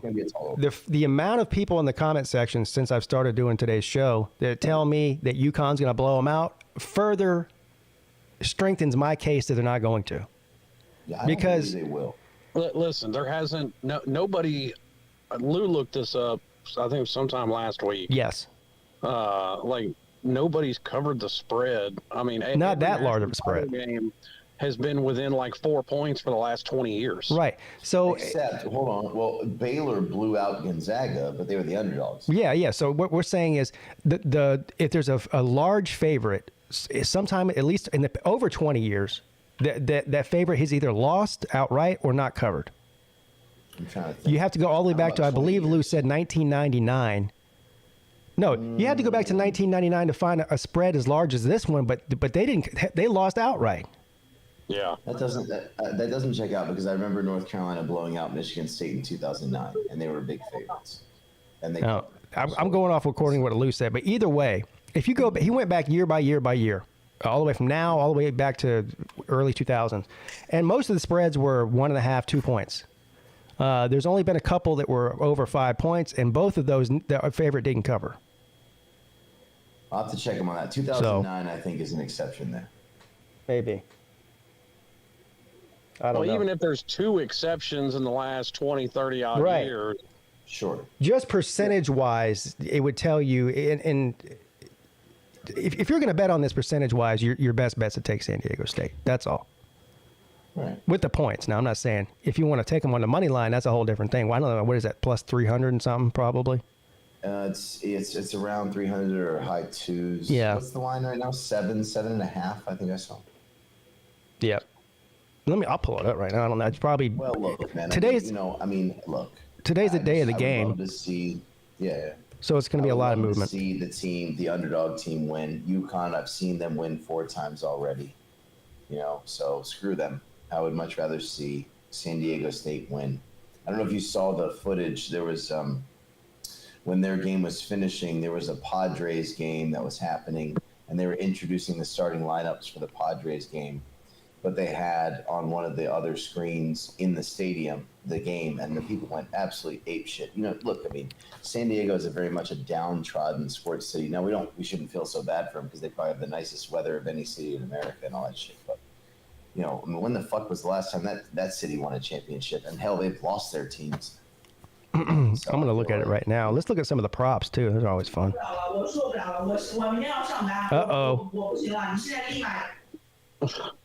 Well, hey, I just wanted to pop in for a minute. I got to bounce. All right, man. Good. I'm trying to charge my phone in my truck. Yeah, so you're still at home. Yeah, I took today off to deal with the power company, insurance company, all that kind of stuff, and then I'll be back to work tomorrow. All right, man. Well, have a good one, and good luck with all that. All right, buddy. All right. Slim Shady, everybody. Look at that. Taking the time to call in and let us know he's okay. That, that's worth its weight in gold right there. All right, so right now it's 7.5. Right. Over under 132.5. No, oh, shit, that seems like a lot. Strong defensive sides. Let's see. Looks like they don't have listed all the props right now. I don't know if they will. They'll probably update this later this afternoon, but as of right now, that's the only thing you can bet on is the spread and the over-under in the game. None of the props are up, at least according to Bet Now. It's probably, if you're at a sports book, you can find anything you want to. There you have it. I like that. I especially like that half point. Give me the Aztecs. And it's plus 300, by the way. Exactly. There you go.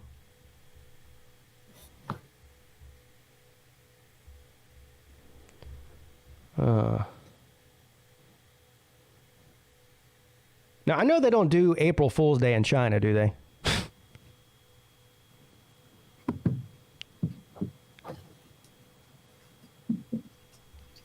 Volusia. Hold on, Pete. All right. Hey, Nate. Yes. Did you do any April Fool's jokes, or did you get pranked by anybody on Saturday? No. Okay. No, I didn't. Well, I did. I got pranked. I fell for it. Our boy Mayhem Matthew posted on Twitter. Did you hear about this?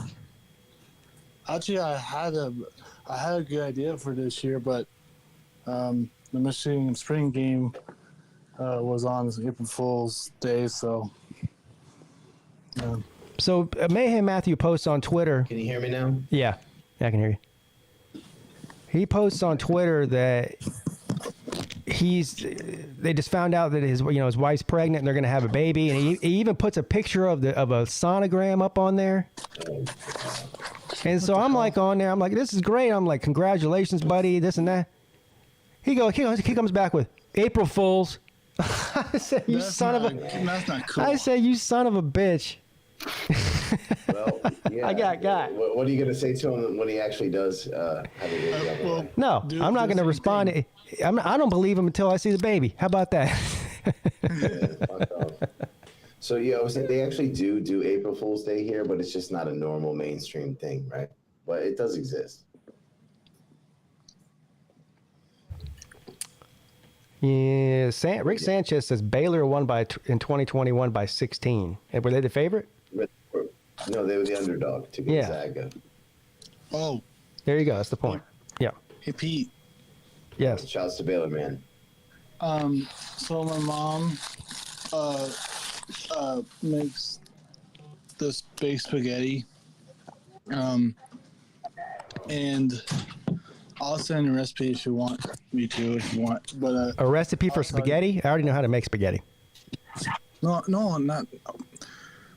I've heard that that you're not supposed to do that. But What do you mean? not supposed to. I mean, fake a pregnancy announcement. Oh, Yeah.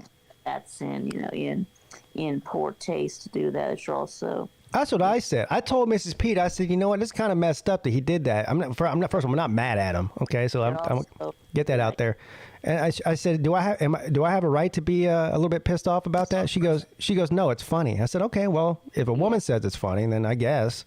Yeah, the other thing is that you're not supposed to fake any death, right?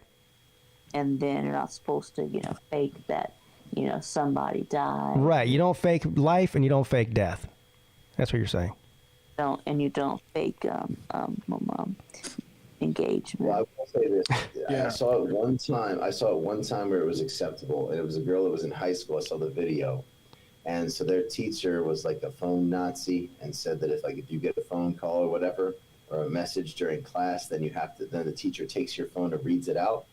And so it was April Fool's. And so she had somebody read out a message that she was pregnant or whatever. Oh. And so then the teacher started reading the message. And then once he said that, he immediately went beet red and was like, oh my God, I'm so sorry, blah, blah, blah. Like, I don't mean to put, basically putting the girl on blast. Yeah. She was 17. Yeah. And then it was an April Fool's joke, but that was funny. That's funny. Yeah. I've managed to escape getting tricked on April Fool's Day for many years. I was actually proud of my streak. Yeah, I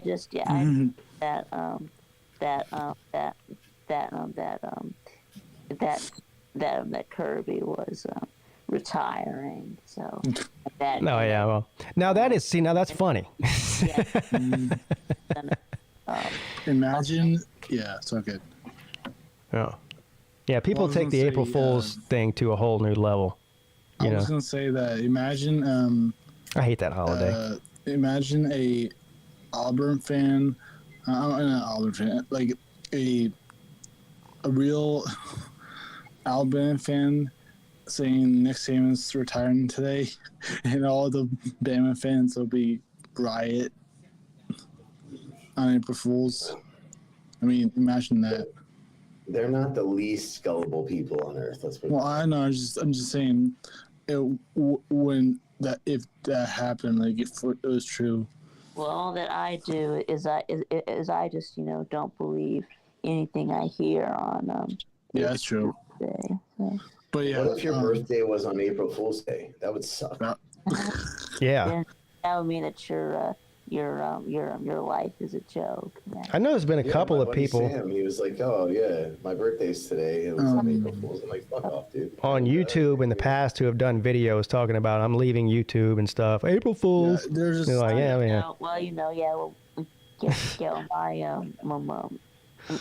Nana died on April Fool's Day. So. Damn. What? Your Nana died?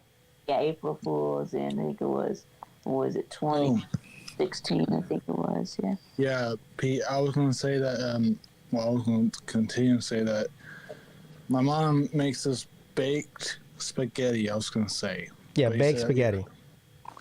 Yeah. You said you already know how to make spaghetti, but do you know how to make it baked? Yes. It's not hard, Nate. Oh, you know recipe? Yeah, baked spaghetti is not a difficult thing to make. You make spaghetti and you put it in a casserole dish and you put cheese over top of it and you bake it. What ingredients you put on it? I'm just curious. Me, I would put ground beef in it and cheese. We get this is kind of probably some cream cheese. That's where you're going with this, aren't you? Yeah. Yeah. Yeah. See, you wouldn't put cream cheese in regular spaghetti, but yes, in a baked spaghetti casserole or whatever you call it. Yeah. I have it right here. Yeah. Do you make lasagna with cream cheese? No. I don't make, but I eat regular lasagna with just regular ingredients. Right. We go. Lou says that you have a killer peanut butter toast recipe that you can email me. Okay. Let me guess. Toast. That actually sounds good. Now, as far as the lasagna thing goes, Mrs. Pete's the one that makes the lasagna. I'm a better cook than she is on most things. Wow. I just am. She'll admit that too. Well, she can bake better than me, but I can usually cook better than her. But one thing that I don't make that she makes, if we ever have it, is lasagna. And I don't know what she puts in it. I know there's ricotta cheese in there. I don't know. Maybe there's cream cheese in there too. But I don't know it's about good. cream cheese and lasagna. Ricotta cheese, yeah. Cream cheese. I mean, I never tried cream cheese and lasagna, but I think it sounds good. Yeah, I think it's just like mozzarella and ricotta and whatever. Yeah. She makes. Sometimes if we have a get together, she'll make two different ones. She'll make one that's like a vegetarian lasagna and one that has beef in it, which is the one I like. But anyway, something tells me Nate doesn't eat vegetarian anything. Do you, Nate? No, that's what I thought. I ain't a vegan. Fuck vegans. I didn't say vegan. I said, never mind. Oh, sorry.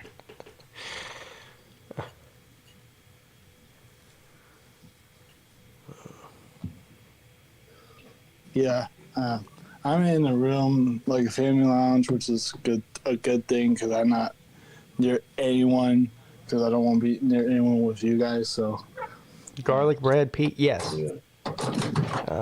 I'm making an amazing homemade garlic bread. ooh, Yes.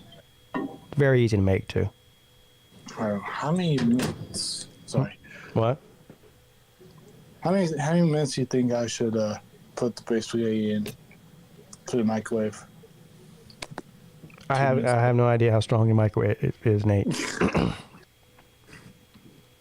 I'll just say 230.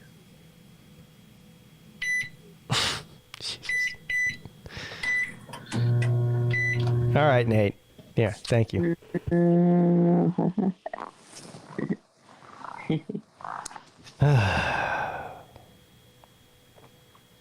So, do you have big plans for tonight, VicTube?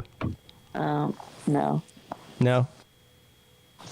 I guess I'm gonna watch the championship. I guess. Yeah. You're gonna watch it with me, aren't you? Yeah. Yeah. You're doing a member stream. Yeah, you are a member, correct? I remember too. I found out. On my other account. Yes. On your other account. Yes. Well, it's on like my main Google account. So yeah, apparently, since this account I normally use, this Victor Productions account, is actually a brand account. So apparently, it won't let me have my member. Hold on now. It's a what account? A brand account? Yeah. For the brand. How do they get labeled as a brand account? You know, Victor Productions. You know. Because of the name?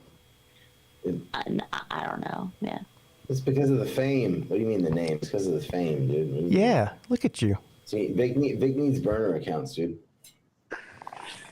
So Vic basically like Big Tube's chair.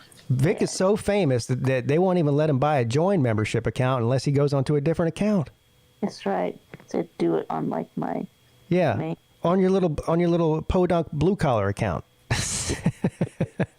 All you peons out there.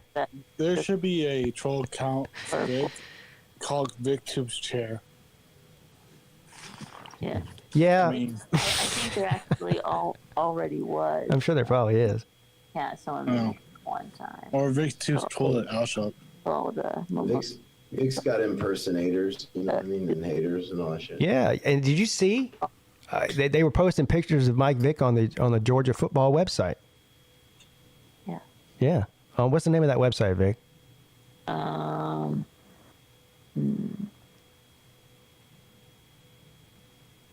Yeah. How do you not know? Whatever it is, it's the official Georgia Athletics, I think, website. GeorgiaDogs.com. GeorgiaDogs.com. But he was the most famous person there. Shit, hell with Carson Beck and Brock Vandergriff. They saw Vic roll in there, and the camera started to snapping. It's like the red carpet in there.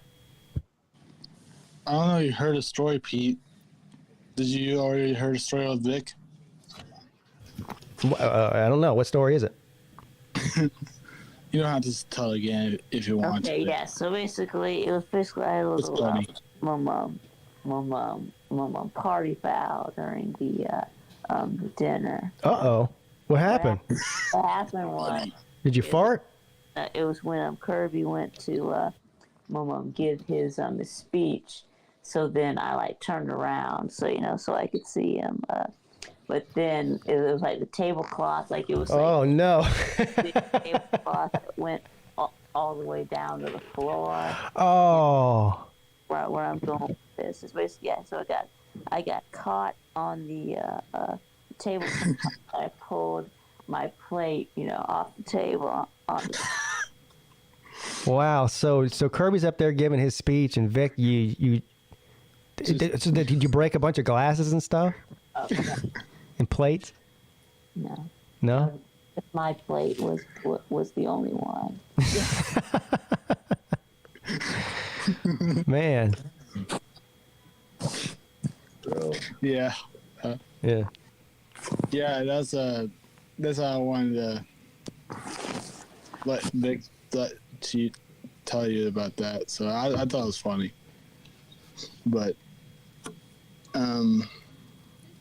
yeah, I did something similar to that in high school, dinner party, or whatever you call it, dinner,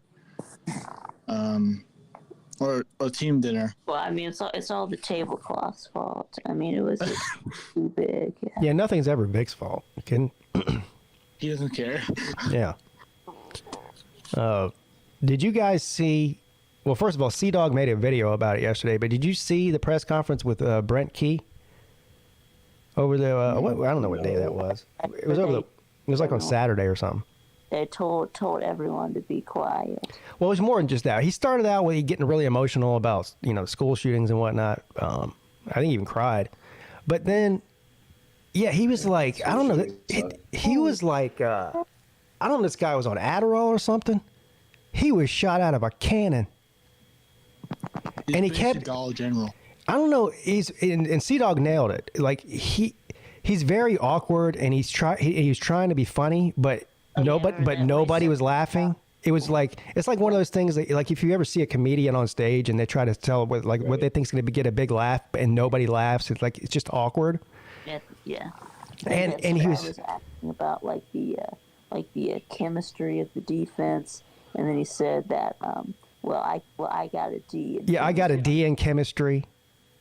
And he was just making a bunch of bad jokes. And then he wouldn't let the reporters finish their question before he came in with a bad joke after a bad joke. It was just really, the whole thing was weird.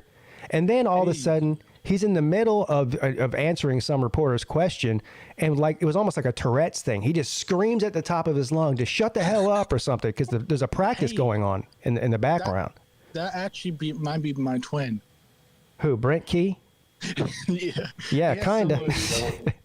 Yeah, it's good. You don't have Tourette's. We've already diagnosed this. The part that you said he's screaming at the top of his lungs for no reason. They told the team to be quiet. Yeah, Nate, you do that sometimes. You're right. And also bad jokes too. Yeah. You know what? You're onto something. I don't know. It was just weird. The whole interview was weird. He was all over the place emotionally, from crying to joking around and to getting angry. It was just like. It was like a roller coaster ride of an interview. I don't know. He's a character, all right. He's definitely goofy. So you mean a Georgia Tech grad is awkward and weird? No. Yeah.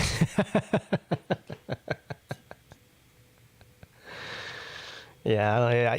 For those of you, I'm not going to play the interview on here. It's good. It's like 10 or 15 minutes long. But if you have time and you haven't seen it, well, first you could watch Sea-Dog's video. He does a pretty good breakdown of it.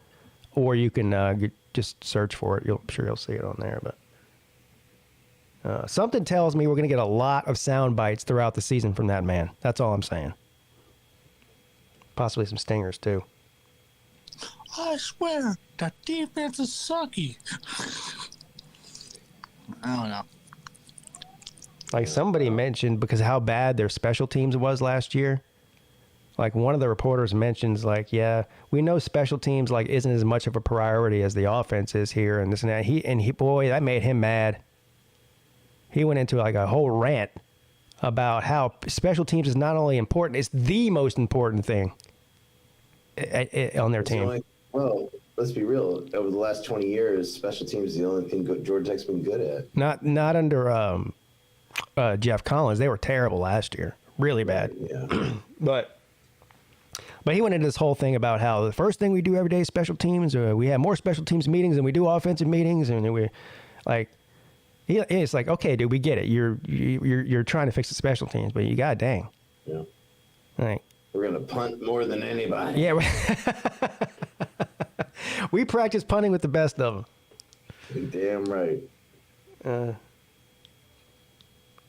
But yeah, it sounds over. That's exactly what I thought, Nature Boy. It sounds like because of how bad the special teams was last year, now that they've overcorrected and now they're spending too much time on it. When they should be spending time on other things, I don't know, but we'll see. It's going to be interesting to see how Georgia Tech does, because the Georgia Tech fans are convinced that this is like their Dabo is what they're calling them. Oh yeah, it's like that. Yeah, it's like that. Is that what it is? Yeah, it is. Right. Trust me, they love this guy.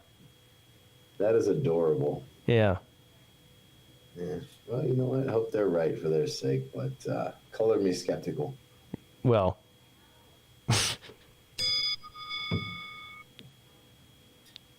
Yeah. The hell was that? There's a bell. I hit my glass on my ashtray, so I made a noise. Well, dang, that was quick. I might have just, I don't know if I inhaled this freaking spaghetti, but I'm already done. I mean, and from what I'm told, you tend to do that to every piece of edible matter. Yeah, that's true. Yeah, it's pretty normal. Yeah. One more drink. I'll be right back. All right.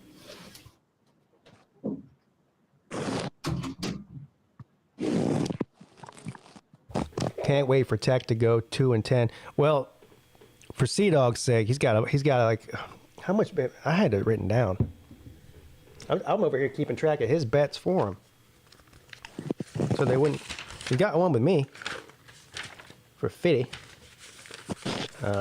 I do need to clarify something with him as well. Somebody brought a good point up that the bet is they have to win 6 games and go to a bowl game. Right, they can't win 5 games, and because of academic something reason that they get grandfathered into a bowl game with 5 wins. They have to win 6 in order for Sea Dog to win his bet. But he's got 50 with Meat, 50 with Slim, 50 with Celine Driver, 25 with Bulldog Brian. So what is that? 150. Well, that's 175 right there. So all of those are that Tech wins 6 games. Yeah, he says that they'll win 6 or more games. We say less than 6. Then Rec Talk has $100 bet with shit. I don't know. I think it's with Slim. Okay. For the same parameters, 6 wins or more. 6 wins more, yeah.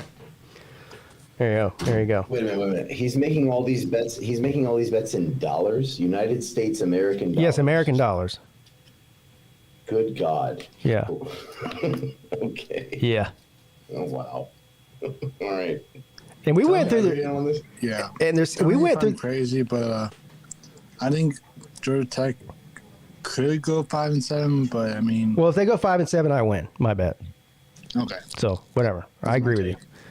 We looked at their schedule when we made when Sea Dog made all these bets, and it's hard to find 6 wins on there. That's all I'm saying. Yeah. Mm-hmm.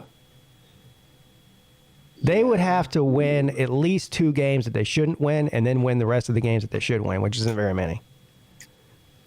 I think there's 4 almost guaranteed wins on there, but the rest of them, like I said, they would have to win at least 2 games that they're going to be massive underdogs in. To make a bowl game. Almost 4 guaranteed wins. So who are those? Let's pull it up. I might even be wrong about that. I might be giving them a little bit too much credit, even as far as that goes. I mean, if you're counting like Virginia and Virginia Tech, no, I know the ACC scrapped division, so they might not even play both those teams. But yeah, so here it is right here. Well, let me put it on the screen for the people to see, but I'll read it out here too. Oh shit! All right, here it is. So they open up the season on September the 1st. Louisville at Georgia Tech. So that's not a guarantee. That's certainly not. No. So that's not a guaranteed. I will give them the benefit of the doubt on this one. South Carolina toss up on that. South Carolina State at Georgia Tech. That's the second. That's week 2. Guaranteed win. You're going to win that game. All right. So Georgia State. So there's one win according to us. All right. Yeah. Then they have to travel on the road September the 16th to Ole Miss. That's an L. That's an L, bro. That is an L, bro. So right now, either 2-1 or 1-2, depending on how the Louisville game goes. But okay, Georgia Tech at Wake Forest. I mean, what evidence do you have that they can win that game? No, fuck no. I believe the reasoning was, didn't they beat Wake Forest like the past 2 years, or they beat them? Did they beat them last year or something? It was. Yeah. No, they didn't. They didn't play them last year. No, that's not. Oh yeah, that's right. They didn't play them last year. That's not their cross divisional game. Yeah. I mean, Wake Forest is back to being Wake Forest. So hold on now. Who is their cross divisional game every year? It's been a very successful program. They lost Sam Hartman, but there is absolutely no evidence anywhere on this earth or underneath the crust or anywhere in this universe that Georgia Tech's going to walk into Wake Forest. Clemson is. Nah. Not saying that, but I was just like, who's their cross divisional game every year? It's Clemson. Mm-hmm. Yeah. Yeah. Well, they don't have no divisions now. Divisions are done. Yeah, but we still play them every year as part of our pod or whatever the hell they're called. Yeah, well, okay. Well, we'll get to that, and we'll laugh at them there. Okay. Where am I at here? Oh. Wait, was I right about that? I think imagining that they'll beat either Louisville or Wake Forest is still a 40% proposition. All right, so I believe when we went through this the first time, I said, I'll say they'll win one of those. Which one, I don't know. I mean, okay. Whatever. So let's say they lose to Louisville and then they beat Wake Forest. Right? So they're still. I would give it the opposite. They're still 2-2 at that point, at the best. Then they play Bowling Green. They'll beat Bowling Green. All right. So right now we're saying at least 2 losses still. All right. So, at Miami. No. This might have been the one that Sea-Dog was yapping about. Right. No, they're not beating Miami. But they beat Miami 2 years in a row. Yeah. Miami's going to be. We all know that Miami's going to be a better team next year. Okay, I'm with you. I think that's a loss for Georgia Tech. So that's 3 losses at minimum, and we're only halfway through the season here. So, Boston College at Georgia Tech. Now they can win that game. That is winnable. They can. All right. North Carolina at Georgia Tech. No. Yeah, North Carolina. They beat last year. They beat North Carolina on the road last year. Okay. That's what happened. That's right. But yeah, so a win for North Carolina. So we're up to what, 5 losses now? Well, look, here's what I think. So you said Louisville at home, Wake Forest on the road, North Carolina at home, and the other one was, you just said it, Boston College, which is at home or on the road? Boston College is in Atlanta, and then Miami is in Miami. No, I'm giving them an L to Miami. I would say, give me another game to combine with those 4, not the Miami game. Then maybe I would say I would give them 2 out of the 5. So what's the next game? Georgia Tech at Virginia. There you go. So I'll give I'll give them 2 out of the 5. So at Virginia. What? Vic says they'll probably beat Virginia. That's what he said. Okay. And listen, I'll give what you got. At Virginia, BC, Louisville, Wake, and not North Carolina. There was another. Say North Carolina. I'll give them 2 wins in those 5 games. All right. All right. I think that's fair. Then they travel to Clemson. Loss. Elbow, bro. So that's a big loss for Georgia Tech. Then this is an interesting one here. The week before, the week before they played Georgia in the regular season, they play Syracuse, but that's in Atlanta. Yeah, yeah. So that's a fun. They're a 5-win team. They're a 5-win. Right. Yeah. Syracuse. So there goes my reasoning for taking that bet. It's not as bad of a bet as I anticipated it would be, because I don't think their schedule is particularly tough in terms of their ACC play. Right? 5-7. But it's not as stupid of a bet as I thought. But at the same time, I would go with 5 wins. Yeah. Yeah. Right.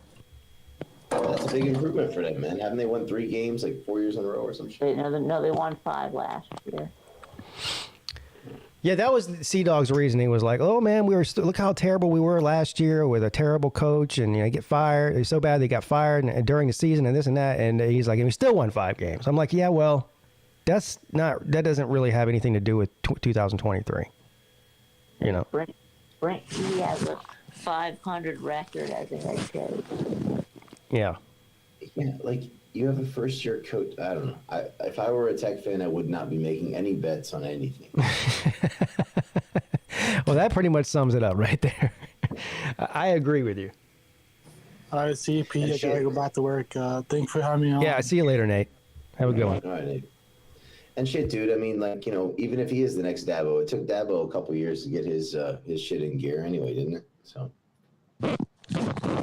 Yeah, well, definitely.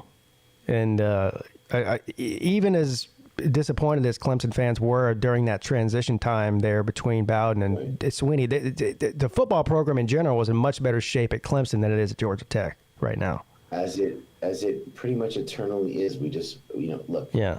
I mean, we just have better resources. Clemson, in a vacuum, Clemson is going to be a better football program than Georgia Tech. They have to do more to achieve the same. And I'm not saying that we're like God's gift to football or whatever. No, but football has always been a priority at Clemson, even when they weren't good.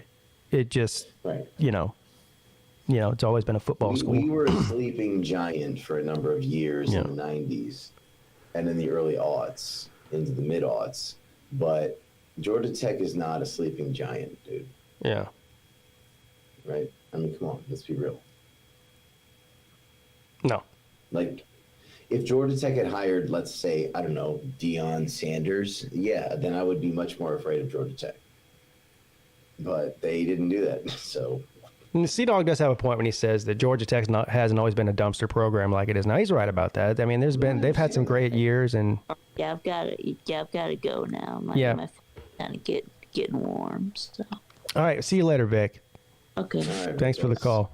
And it is time for me to end the show anyway. It's after 1:00. There you go. So. No, but you're not wrong. Georgia Tech won a national championship in 1990. I mean, I know it was a long time ago, but it's not that long ago. Yeah, that was disputed, but you're right. Still, whatever. They can have that. What I'm saying is, yes, they haven't always been a dumpster fire program, but that's what they are right now. And so if you want to climb out of that, you're going to have to do some work. Yeah. But they are right. They shouldn't be as bad as they are. The fans and the students deserve better the product than what they're getting. Their expectations should not be to go out and win 10 or 11 games every year, but I mean, at the very minimum, they should be a bowl team annually. At the very minimum. Right. They shouldn't be hoping for 6 and have all of us laughing at them. Right. Yeah. They shouldn't be making bets about whether they're going to make a bowl or not on the internet. and getting lots of takers. Yeah, right. Yeah, a bunch of takers. Anyway. I agree. All right, my friend. Well, I appreciate you hanging out with me on this Monday, now Tuesday for you. All right. Yeah. Yep. All right, good, sir. Enjoy the game. I will be up watching it. I'm not sure if I'll be able to get on the stream, but we can chat about it afterward. Absolutely. Yeah. Have a good time at the Roost or whatever. The Rooster. The Rooster. Yeah. All right. All right, man. Have a good one. I'll talk to you later. You too, man. Take care. All right. Bye. Belusha checking in from China.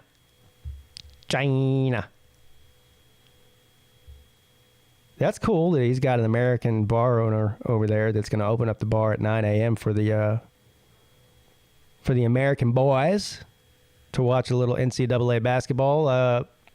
If you guys weren't here at the beginning of the stream, I will be streaming the national championship game tonight. It doesn't start till late. It's like it starts at 9:20 or something. But if you're a member of the channel, keep an eye out.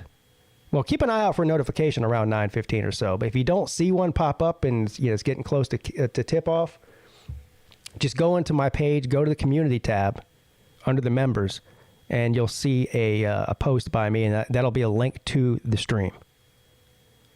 So that'll be the way to get it if you don't get a notification for some reason. So there you go. Everyone have a great Monday. I'll see some of you tonight for the game. And if I don't see you tonight for the game for some reason, if you're not a member or you're busy or whatnot, I will see you tomorrow. Tomorrow's Tuesday, right? Yeah. I will see you tomorrow at 7 p.m. for the ACC show. All right, guys. Have a good Monday.